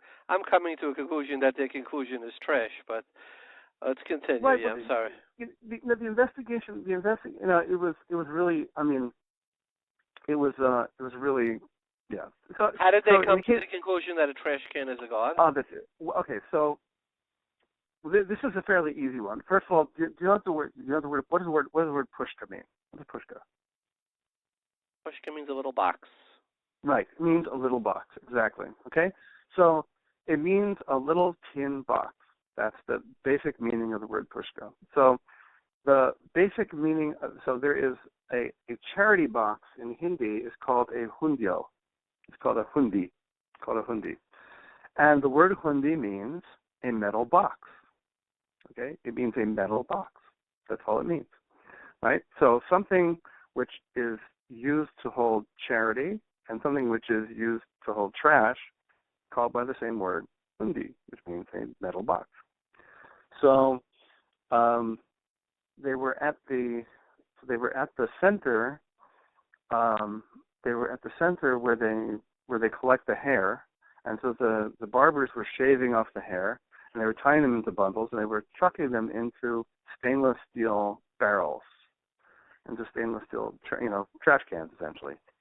And so the guy who was investigating, who was an Israeli guy who spoke like 15 words of Hindi.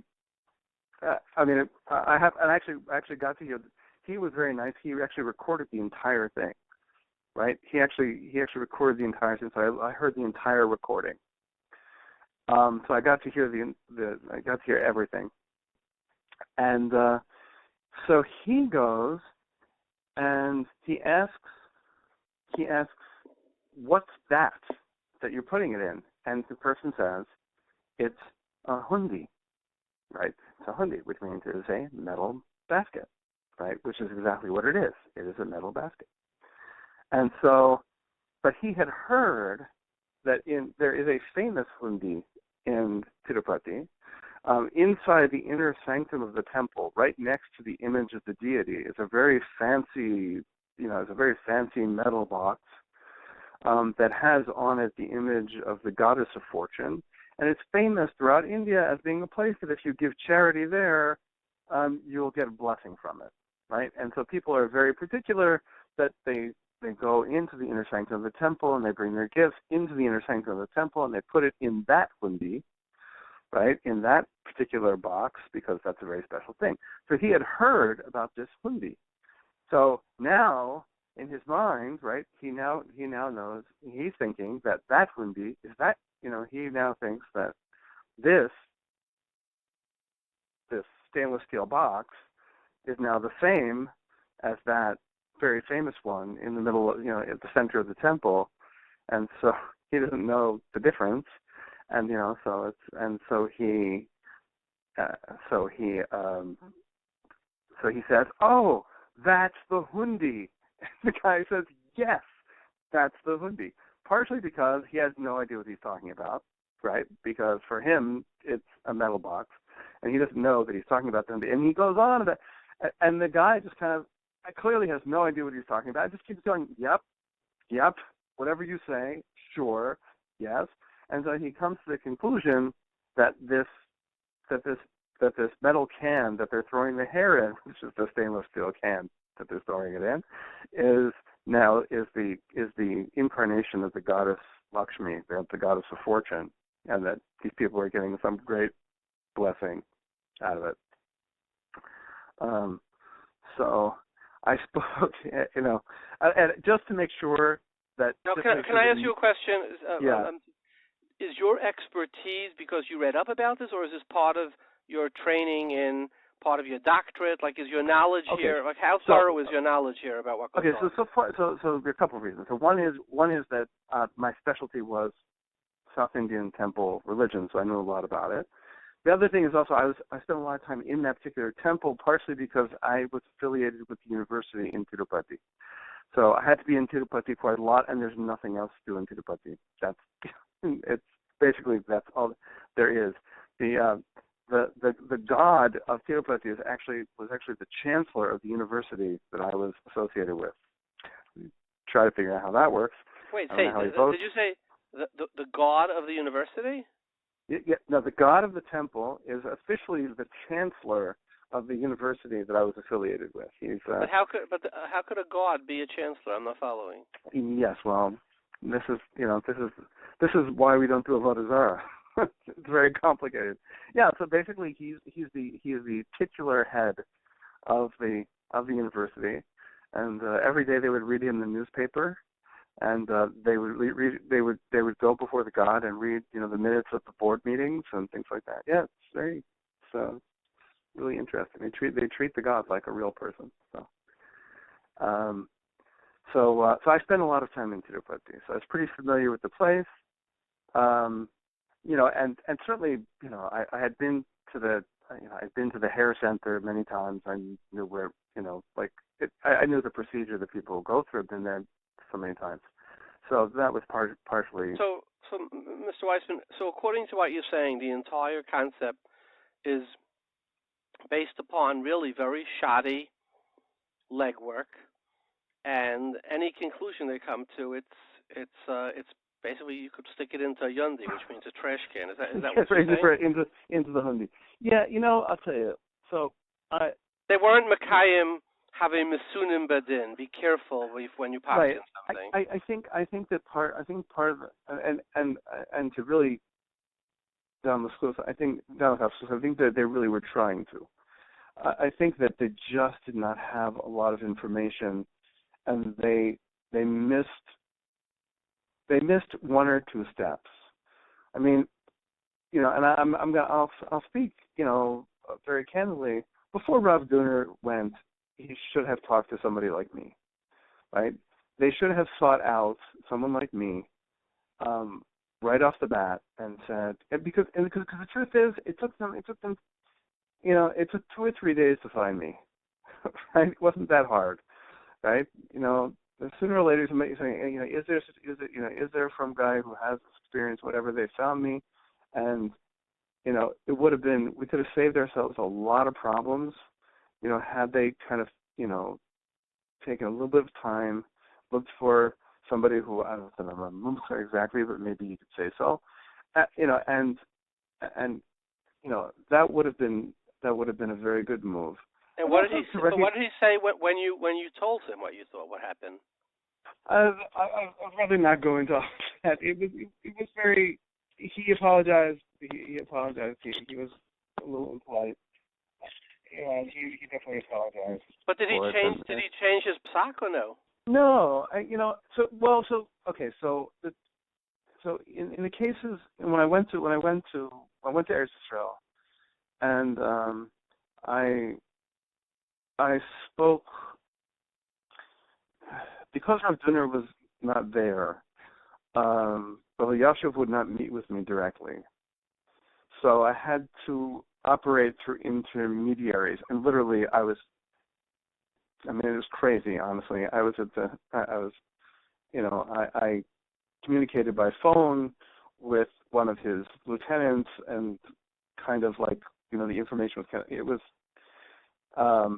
was a little bit secondhand, third hand. He didn't want to meet with me directly, but he was taking in the information.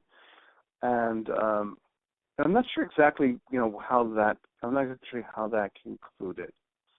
Rav was a little bit different. I did meet with him directly, but I also spent a lot of time with one of his dayanim, and really with the help of Rav David Morgenstern, who was amazing. And if any person really understands this issue, he's the one who understands the issue better than anybody else. It's really quite something. And he worked with me, and we really, I think, spent a lot of time with one of the dayanim of Kanievsky, who I think really got it. I mean, he took the time to really understand what I was saying, to understand, you know, the kind of details, and to see it fresh. He was not actually wedded to what they had done, which was very nice. You know, I think he understood that there were some issues with the process, and was able to, I was able to kind of get that maybe there were, you know. And did they change the psak? Yeah, so I think Rafalski did. I don't know that he changed. It's a good question. I don't know. Okay. I'm not sure whether he actually, I'm not sure whether they actually changed the psak or not. Okay. Certainly, I think what really happened in Nachlas, I think what happened is they started to put hectures on Shaitel. I mean, that's, I think, kind of the way it works. Uh-huh. And I spoke to Rav Losner directly also. So. And what did he say? I think he actually changed. I think he actually changed the psak. I'm almost sure that he actually changed the psak. I think the question that we should all be asking going forward is, you know, how do we use this particular case to understand, you know, to really think about how we investigate, you know, shilohs that, you know, involve exotic information, you know. And I think that this is a case where instead of people saying, you know, hey, we're kind of out of our element here, and, you know, we need help. We need to kind of look for, you know, we look for people from the outside who can help us to be able to understand this issue a little bit better. And it's just, firstly talking about people's money. I mean, there are, thousands of dollars at stake here, and it was worth spending another day or two to find somebody who knew what they were talking about, or at least somebody who spoke the language. I mean, my goodness, what, I think part of it is just not having these issues. But now that we live in a globalized world, and you worry about, I honestly, you worry about in other areas too, in areas of kashrus and things like that. Like, how are people communicating? Are they really understanding the things that are being told to them? And in this case, it's a little bit of a Keystone Cop thing. It's kind of if you come to the conclusion that the trash can is a god, well, something's really wrong with your process. There's something really went wrong with the process, and both of them went wrong, badly wrong, really badly wrong. So, Tzvi, why did Rav Elyashiv write that letter? How did he make that, according to you, that mistake? If it's so clear that it's not a sacrifice, why would he assume that way? Like, why didn't you tell him something? What was going on around the Gedolei Yisrael in terms of their handlers was a little scary. I do not believe that Rav Elyashiv ever saw anything that Rav Diner was presenting. I have no evidence that's true, but I sincerely doubt it. I think based on what? Because at no point was he ever involved in the process. Like, it was very clear. It seemed very clear to me that all the stuff about, he can't talk to you because sometimes we're having dinner, all that stuff was just in order to keep it away from him. That I doubt that he ever saw it. I mean, so who was running the process over there? Efrati. Yeah. He and Rav Diner were completely behind the whole thing, and so why didn't Rabbi Morgenstern speak up? So he did. I mean, he tried. He really tried. And he they really squelched tried. him. But right, and it was, and the politics, what was going on, just in general, to get access, and and I will say this, Rav Wosner's situation was completely different.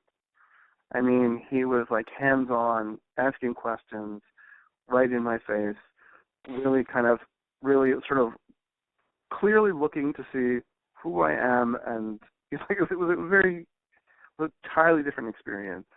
Yeah. There were no handlers, there was no, but it was a little disheartening. It was a little disheartening to see that.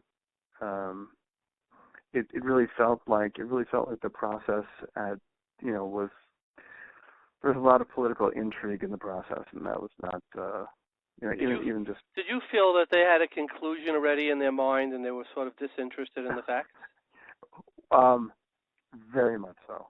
Very much so. I mean, it was, especially because the facts were, at various points, and I noticed that there was a moment when the Dayan that I was meeting with Kanievsky kind of turned, and he was like, he suddenly looked and he said, "Yeah, our picture is completely wrong, right? Like, we just got it wrong." And I said, "Yeah, you just got it wrong." And he kind of got that, but there was a lot of holding on to, and especially with Rav Diner, holding on to what just didn't make sense in context. It just didn't, it's just not the way it was, I mean,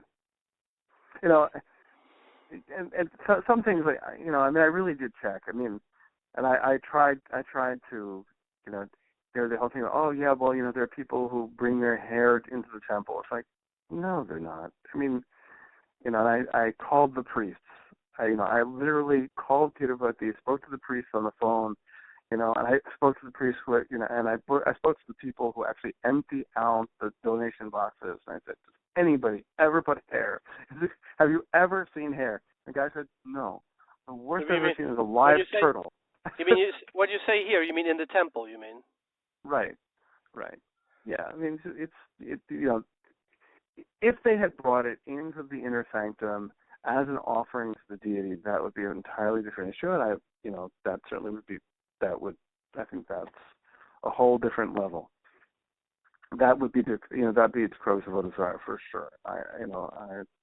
Not for sure, but in any case, it could be for sure. But this, no.